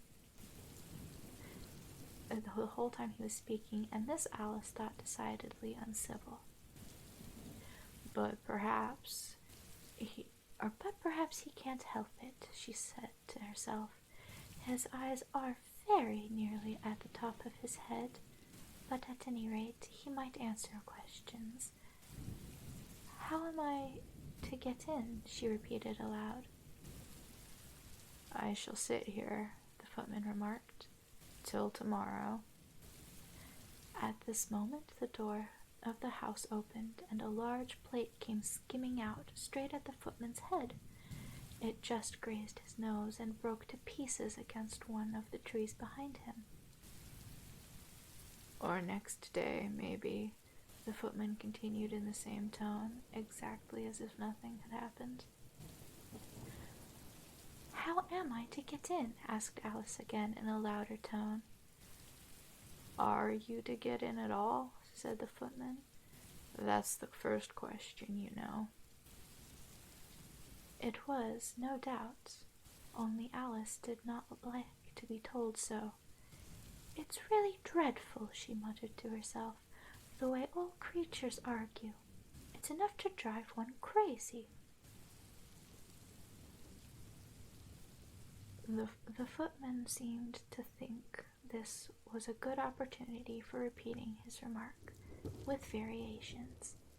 "I shall sit here," he said, "on and off, for days and days." "But what am I to do?" said Alice. "Anything you like," said the footman, and began whistling. "Oh, there's no use in talking to him," said Alice desperately. He's perfectly idiotic. And she opened the door and went in. The door led right into a large kitchen, which was full of smoke from one end to the other. The Duchess was sitting on a three-legged stool in the middle, nursing a baby. The cook was leaning over the fire, stirring a large cauldron, which seemed to be full of soup. "There's certainly too much pepper in that soup," Alice said to herself, as well as she could for sneezing. There was certainly too much of it in the air. Even the Duchess sneezed occasionally, and as for the baby, it was sneezing and howling alternately without a moment's pause. The only thing in the kitchen that did not sneeze were the cook and a large cat which was sitting on the hearth and grinning from ear to ear. "Please, would you tell me," said Alice a little timidly, for she was not quite sure whether it was good manners for her to speak first, "why your cat grins like that?"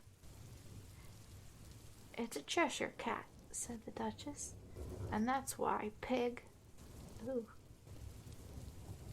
and that's why Pig... What sentence? Sentence weirdness. She said the last word with such sudden violence that Alice quite jumped, but she saw in another moment that it was addressed to the baby and not to her. So she took courage and went on again. I didn't know that Cheshire cats always grinned. In fact, I didn't know that cats could grin." "They all can," said the Duchess, and most of 'em do." "I don't know of any that do," Alice said very politely, feeling quite pleased to have got into a conversation. "You don't know much," said the Duchess, "and that's a fact." Alice did not at all like the tone of this remark, and thought it would be as well to introduce some other subject of conversation. While she was trying to fix one, the cook took the cauldron of soup off the fire and at once set to work throwing everything within her reach at the Duchess and the baby. The fire irons came first, then followed a shower of saucepans, plates, and dishes. The Duchess took no notice of them even when they hit her, and the baby was howling so much already that it was quite impossible to say whether the blows hurt it or not. "Oh, please, don't mind. Oh, please mind what you're doing," cried Alice, jumping up and down in an agony of terror. "Oh, there goes his precious nose!" As an unusually large saucepan flew close by it and very clearly carried it off. Oh my!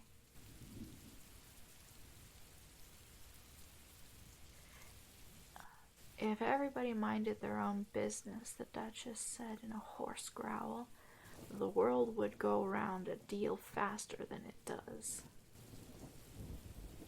"Which would not be an advantage," said Alice, who felt very glad to get an opportunity of showing off a little of her knowledge. "Just think of what work it would make with the day of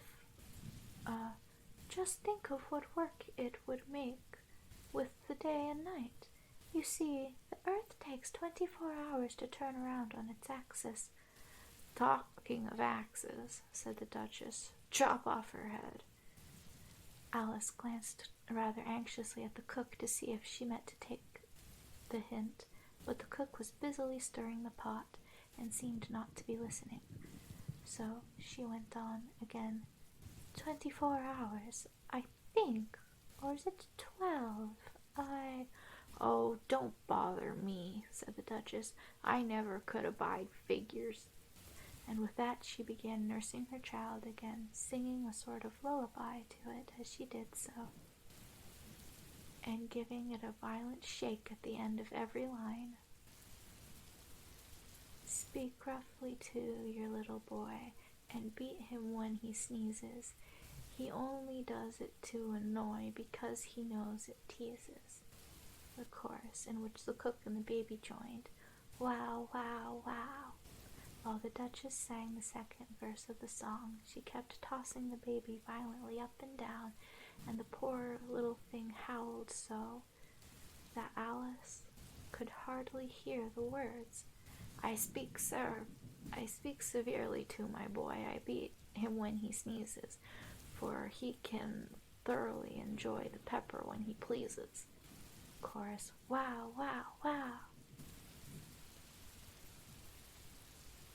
Here, you may nurse it a bit if you like, the Duchess said to Alice, flinging the baby at her as she spoke. I must go and get ready to play croquet with the Queen, and she hurried out of the room.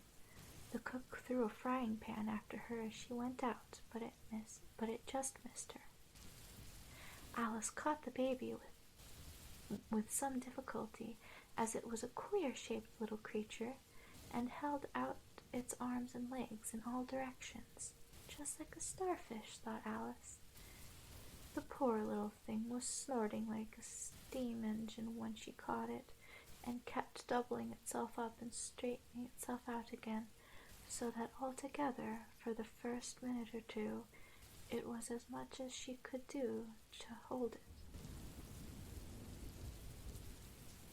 As soon as she had made out the proper way of nursing it, which was to twist it up into a sort of knot, and then keep tight hold of its right ear and left foot, so as to prevent its undoing itself, she carried it out into the open air. If I don't take this child away with me, thought Alice, they're sure to kill it in a day or two.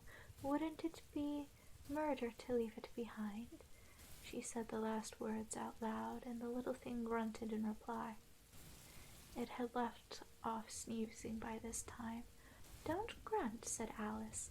That's not at all a proper way of expressing yourself. The baby grunted again, and Alice looked very anxiously into its face to see what was the matter with it. There could be no doubt that it had a very turn-up nose, much more like a snout than a real nose.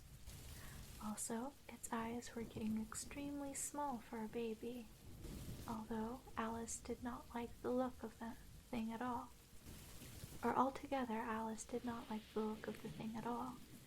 But perhaps it was only sobbing, she thought, and looked into its eyes again to see if there were any tears. No, there were no tears.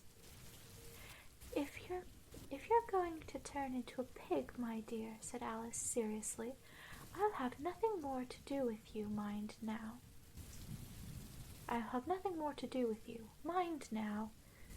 The poor little thing sobbed again, or grunted, it was impossible to say which, and they went on for some while in silence. Alice was just beginning to think to herself, now, what am I to do with this creature when I get it home? When it grunted again so violently that she looked down into its face in some alarm. This time there could be no mistake about it. It was neither more nor less than a pig, and she felt that it would be quite absurd for her to carry it further. So she set the little creature down and felt quite relieved to see it trot away quietly into the wood. If it had grown up, she said to herself, it would have made a dreadfully ugly child, but it makes rather a handsome pig, I think. And she began thinking over the other children she knew, who might do very well as pigs, and was just saying to herself, if one only knew the right way to change them, when she was a little startled by seeing the Cheshire Cat sitting on a bough of a tree a few yards off. The cat only grinning when The cat only grinned when it saw Alice. It looked. The cat only grinned when it saw Alice. It looked good-natured. She thought,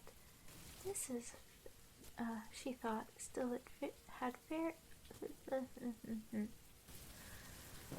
The cat only grinned when it saw Alice. It looked good-natured. She thought, still it had very long claws and a great many teeth, so she felt that it ought to be treated with respect. Cheshire Puss, she began rather timidly, as she didn't know at all,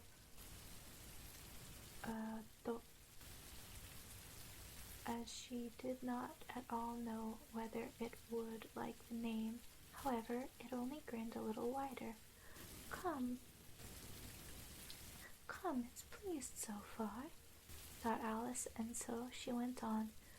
Would you tell me, please, which way I ought to go from here?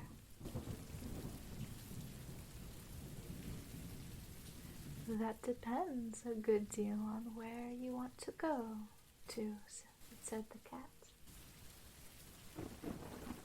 I don't much care where, said Alice. Then it doesn't much matter which way you go, said the cat. So long as I get somewhere, Alice added in an explanation, as an explanation. Oh, you're sure to do that, said the cat, if you only walk long enough. Alice felt that this could not be denied, so she tried another question. What sort of people live around here? In that direction, the cat said, waving its right paw around, lives a hatter, and in that direction, waving the other paw, lives a March hare. Visit either you like. They're both mad. But I don't want to go among mad people, Alice remarked. Oh, you can't help that, said the Cheshire cat, said the cat. We're all mad here. I'm mad. You're mad. How do you know I'm mad? Said Alice. You must be, said the cat, or you wouldn't have come here. Alice didn't think that proved it at all. However, she went on. And how do you know that you're mad? To begin with, said the cat, the dog's not mad. You grant that? I suppose so, said Alice. Well then, the cat went on, you see, a dog growls when it is angry and wags its tail when it is pleased.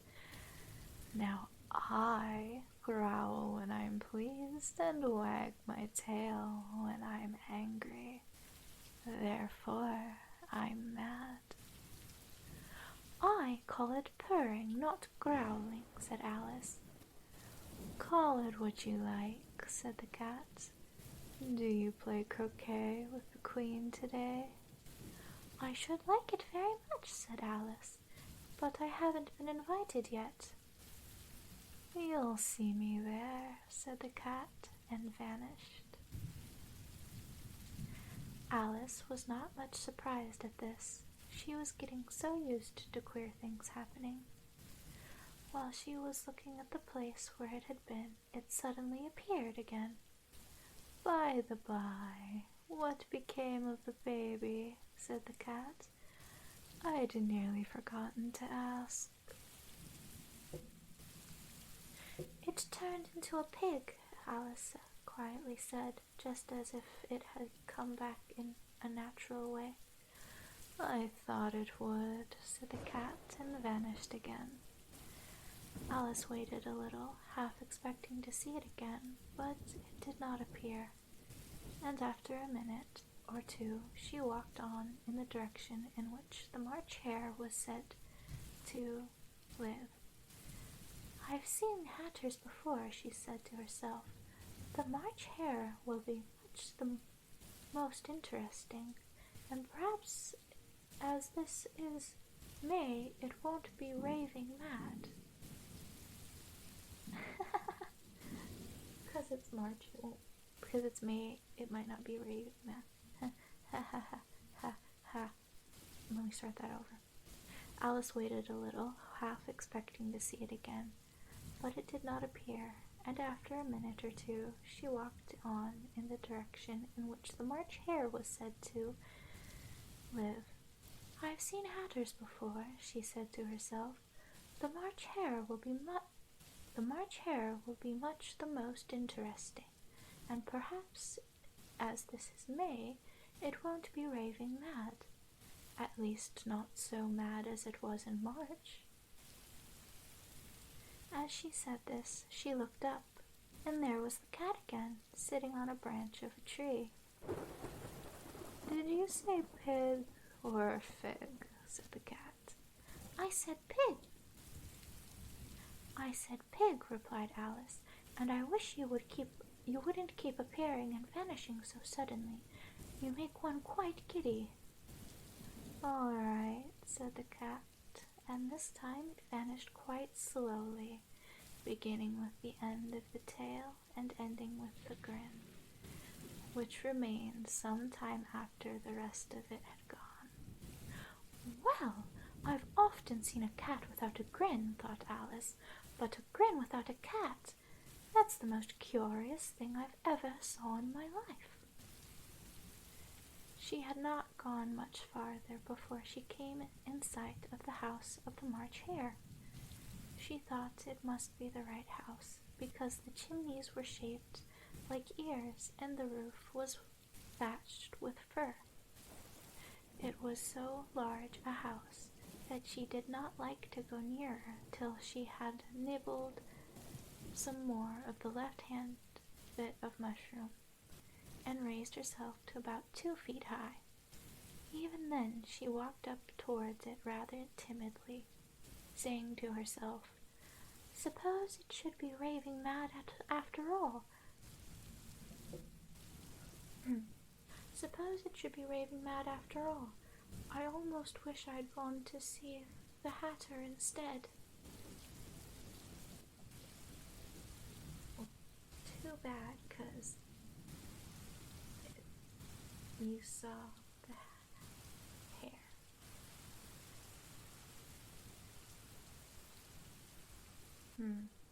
How long is this chapter? Oh, it's not very long. Okay.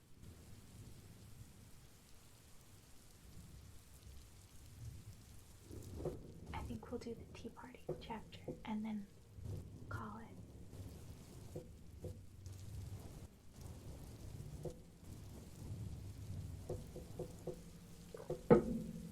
Sorry.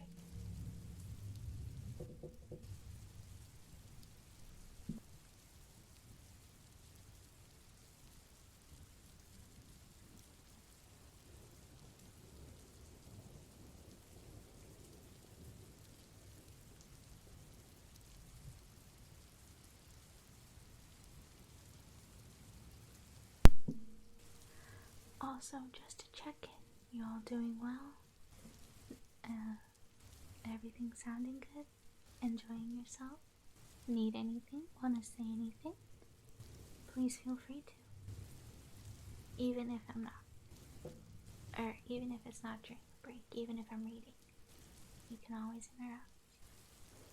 'Cause this is for you.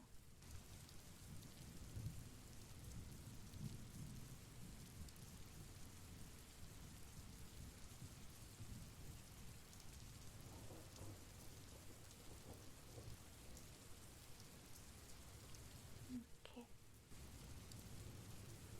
Now we shall move off to the last chapter with the maddest of hatters and marchest of hares. Hee hee. and my heater. Chapter 7. A Mad Tea Party.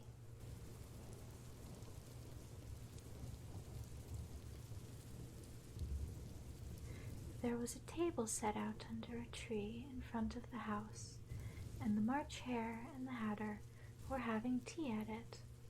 A dormouse was sitting between them, fast asleep, and the other two were using it as a cushion, resting their elbows on it and talking over its head.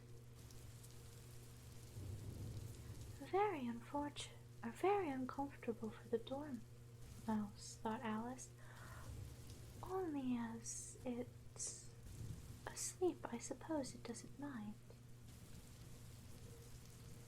The table was a large one, but the three were all crowded together at one corner of it.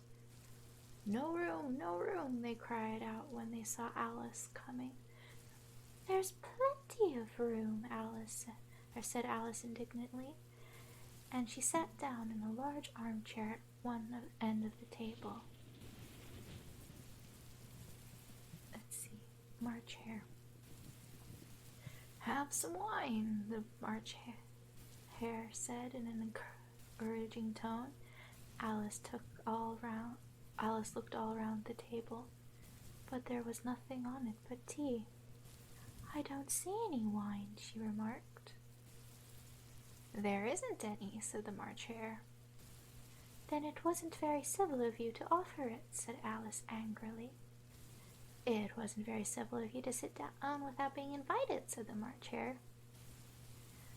I didn't know it was your table, said Alice. It's laid for a great many more than 3. Let's see. Your hair wants cutting, said the Hatter. He had been looking at Alice for some time with great curiosity, and this was his first speech. You should learn not to make... You should learn not to make personal remarks, Alice said with some severity. It's very rude.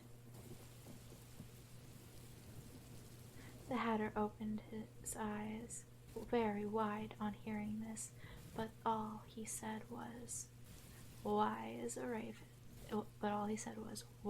raven like a writing desk? Come, we shall have some fun now, thought Alice. I'm glad we've begun asking riddles. I believe I can guess that, she added aloud. Do you mean that you think you can find out the answer to it? Said the March Hare. Exactly so, said Alice. Then you should say what you mean, the March Hare went on. I do, Alice hastily replied. At least I mean what I say. That's the same thing, you know. Not the same thing. Not the same thing a bit, said the Hatter. You might just as well say that I see what I eat is the same thing as I eat what I say. Oh wait, you might as well say that I see what I eat is the same thing as I eat what I see. You might just as well say, added the March Hare, that I like what I get is the same thing as I get what I like.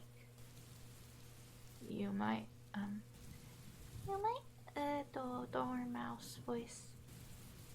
You might just as well say, added the Dormouse, who seemed to be talking in his sleep, that a breath when I sleep is the same thing as I sleep when I breathe.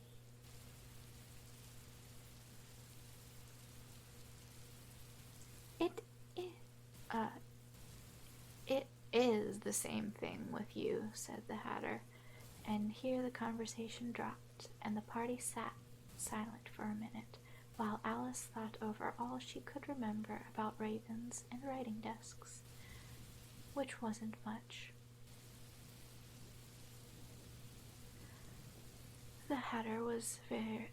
The Hatter was the first to break the silence. "What day of the month is it?" he said, turning to Alice. He had taken his watch out of his pocket and was looking at it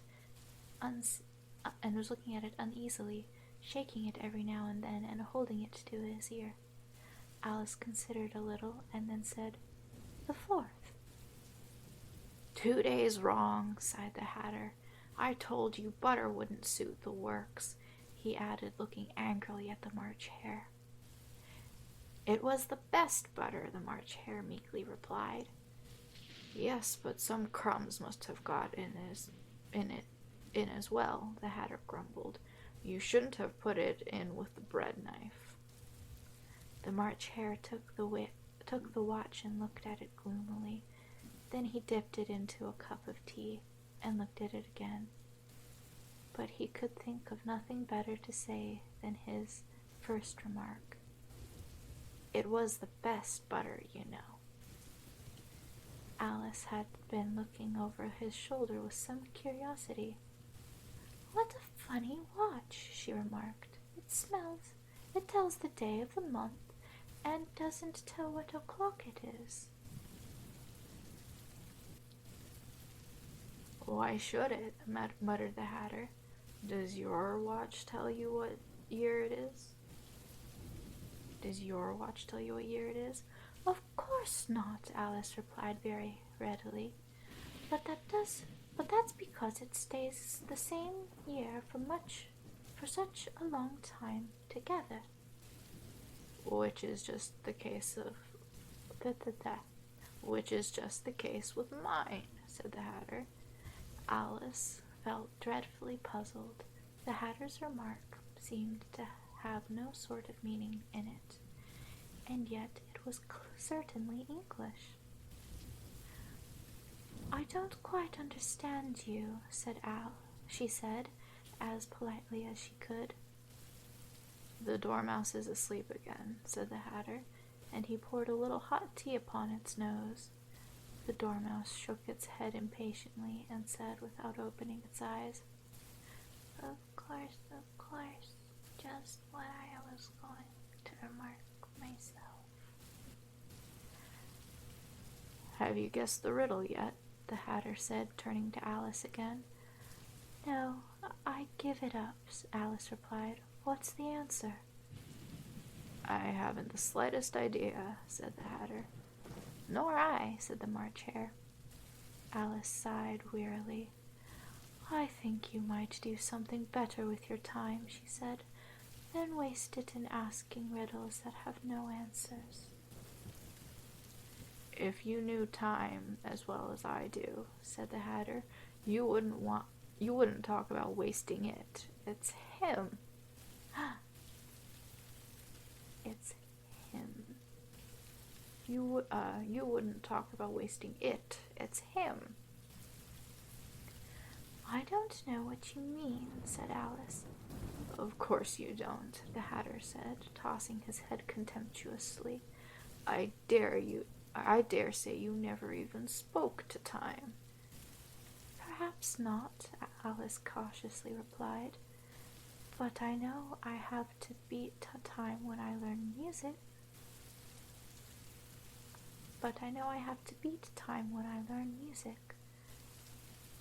"Ah, that accounts for it," said the Hatter. "He won't stand beating. Now, if you only kept on good terms with him, he'd do almost anything you'd like with the clock. For instance, suppose it were 9 o'clock in the morning, just time to begin lessons. You'd only have to whisper a hint to time, and round goes the clock in a twinkling. 1:30, time for dinner." "I only wish it was," the March Hare said to itself in a whisper. "That would be grand, certainly," said Alice thoughtfully. "But then I shouldn't be hungry for it, you know." "Not at first, perhaps," said the Hatter, but you could keep it to 1:30 as long as you'd liked." "Is that the way you manage?" Alice asked. The Hatter shook his head mournfully. "Not I," he replied. "We quarreled last March. But before he went mad, pointing with his teaspoon at the March hare, it was the great concert given by the Queen of Hearts, and I had to sing Twinkle, twinkle, little bat, how I wonder where you're at." I had to sing Twinkle, twinkle, little bat, how I wonder what you're at. You know the song, perhaps? I've heard something like it, said Alice. "It goes on, the Hatter continued, in this way. Up above the world Up above the world you fly, like a tea tray in the sky. Twinkle, twinkle. Here the dormouse shook itself and began singing in its sleep. Twinkle, twinkle, twinkle, twinkle, and went on so long that they had to pinch it to make it stop. "Well, I'd barely finished the first verse," said the Hatter, "when the Queen jumped up and bawled out, 'He's murdering the time! Off with his head!'" How dreadfully savage!" exclaimed Alice. "And ever since that," the Hatter went on in a mournful tone, "he won't do a thing I ask. It's always 6 o'clock now." A bright idea came into Alice's head. "Is that the reason so many tea things are put out here?" she asked. "Yes, it is," said the Hatter with a sigh. "It's always tea time, and we've no time to wash the things between whiles.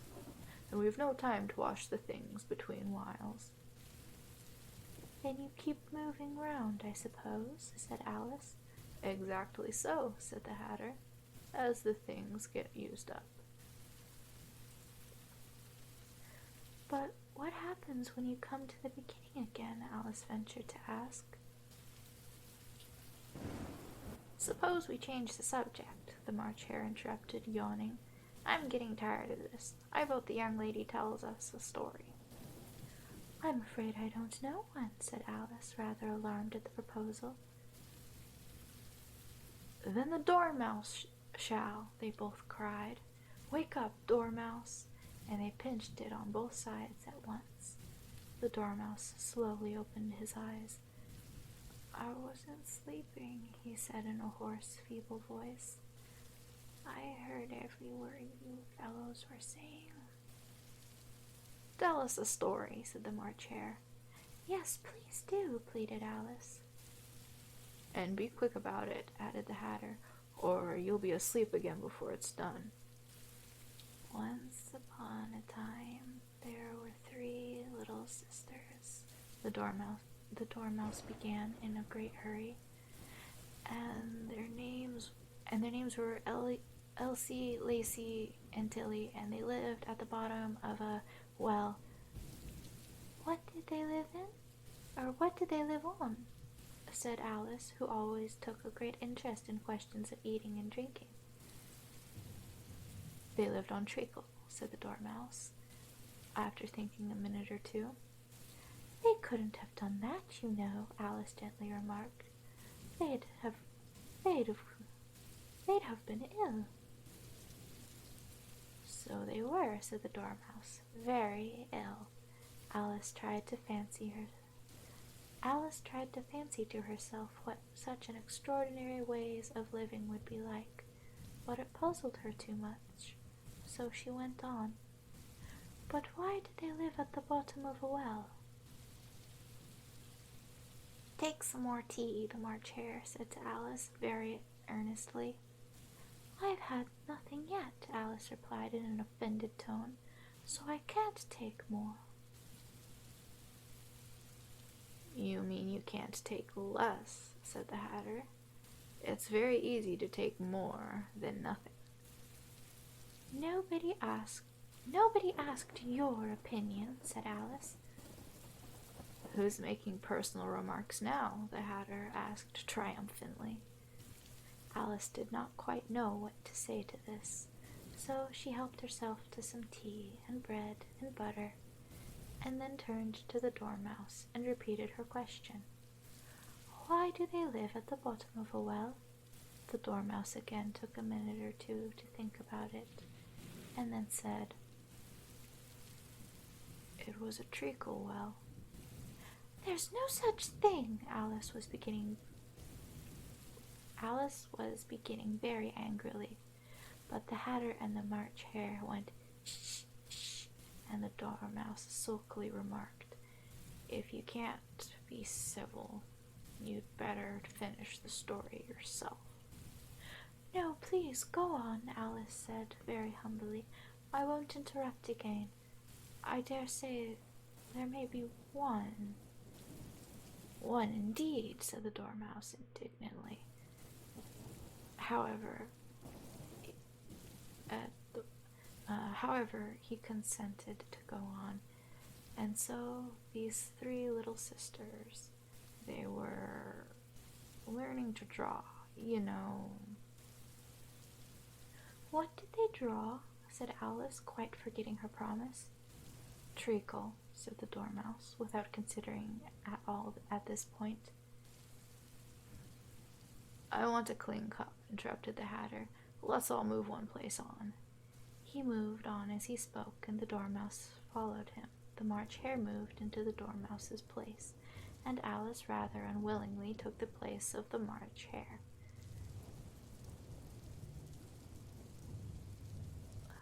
The Hatter was the only one who got any advantage from the change, and Alice was a good deal worse off than before, as the March Hare had just upset the milk jug into his plate.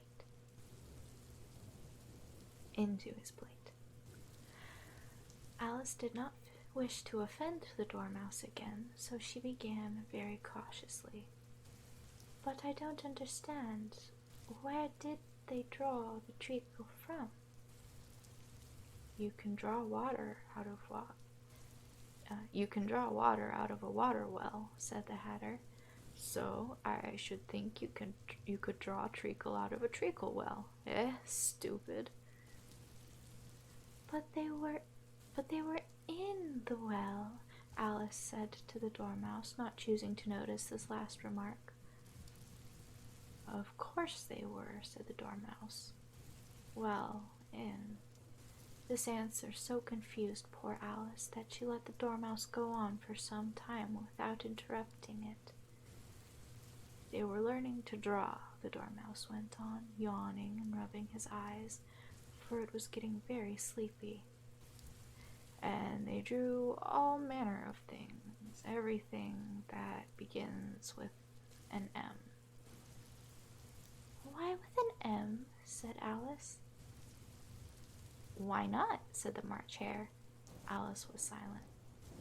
The Dormouse had closed his eyes by this time and was going off into a doze, but on being pinched by the Hatter, it woke up again with a little shriek and went on.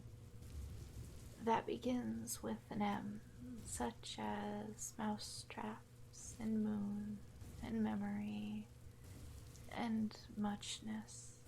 You know, you say things are much of a muchness.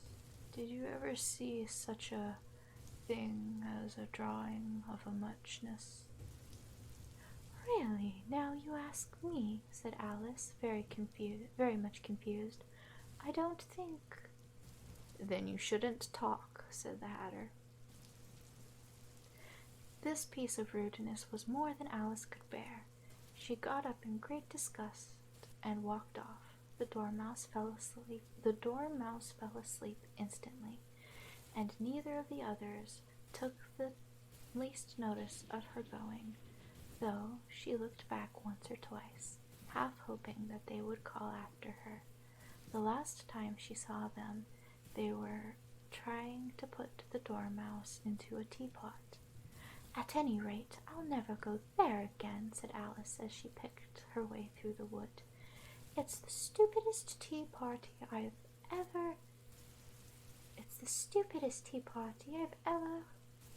ever was at in all all my life.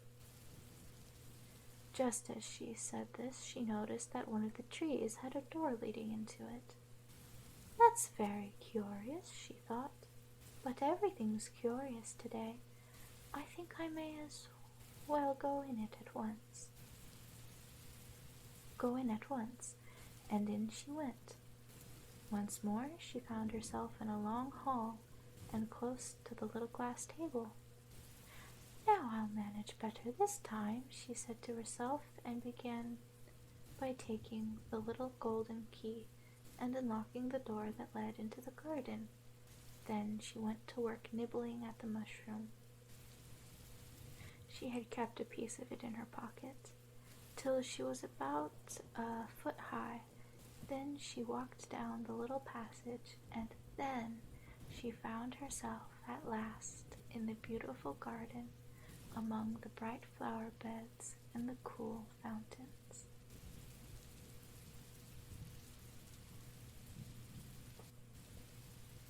And at chapter 8, the Queen's Croquet Ground, we will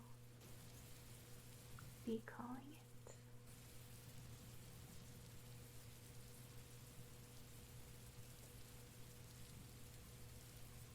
I do so hope everyone enjoyed it. I'm really I'm all tongue-tied from all that reading. I really do appreciate everybody who stopped by. Thank you. And to everybody who followed, I hope you enjoy it here. Oh my gosh, hi Afro! It's nice to see you. Hi. Sorry. We were just ending. I hope I didn't, cut you off.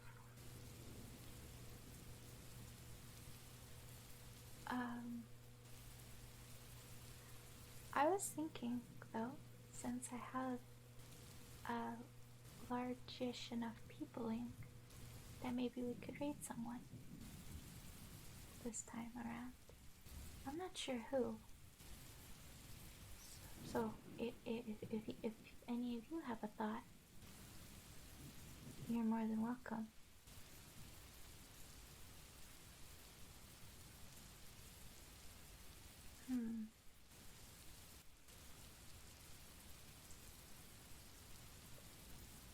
We could see if someone else is doing something like this. Maybe.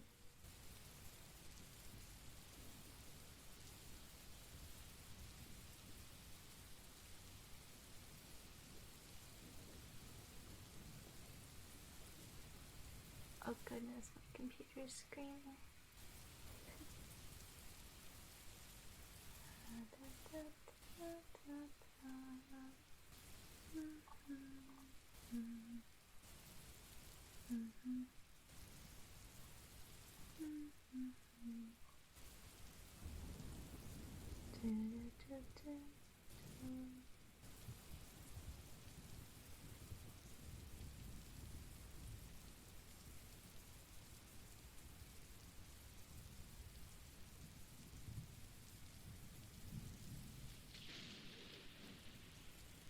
You know what? I think we should raid this lovely lady who is also doing reading ASMR. Her name is Ohayohime. I have watched her streams a little bit, and they're super cute. She has a nice voice, and she is doing reading, like I said. So, yeah, we'll go say hi to her. Hopefully she's not ending soon. I didn't check that. But yeah, thank you so much to everybody who stopped by. Thank you. Just thank you. I hope to see you next time. I'm not sure when that'll be.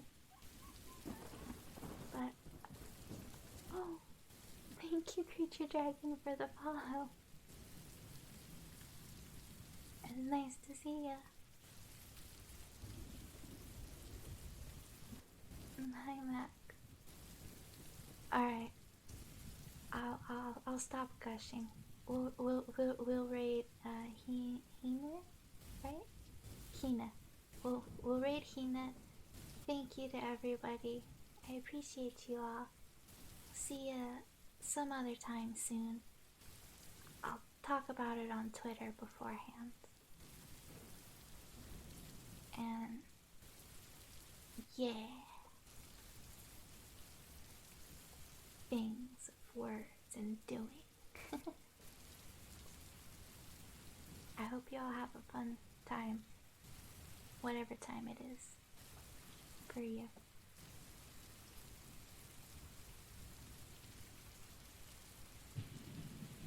And see you next time.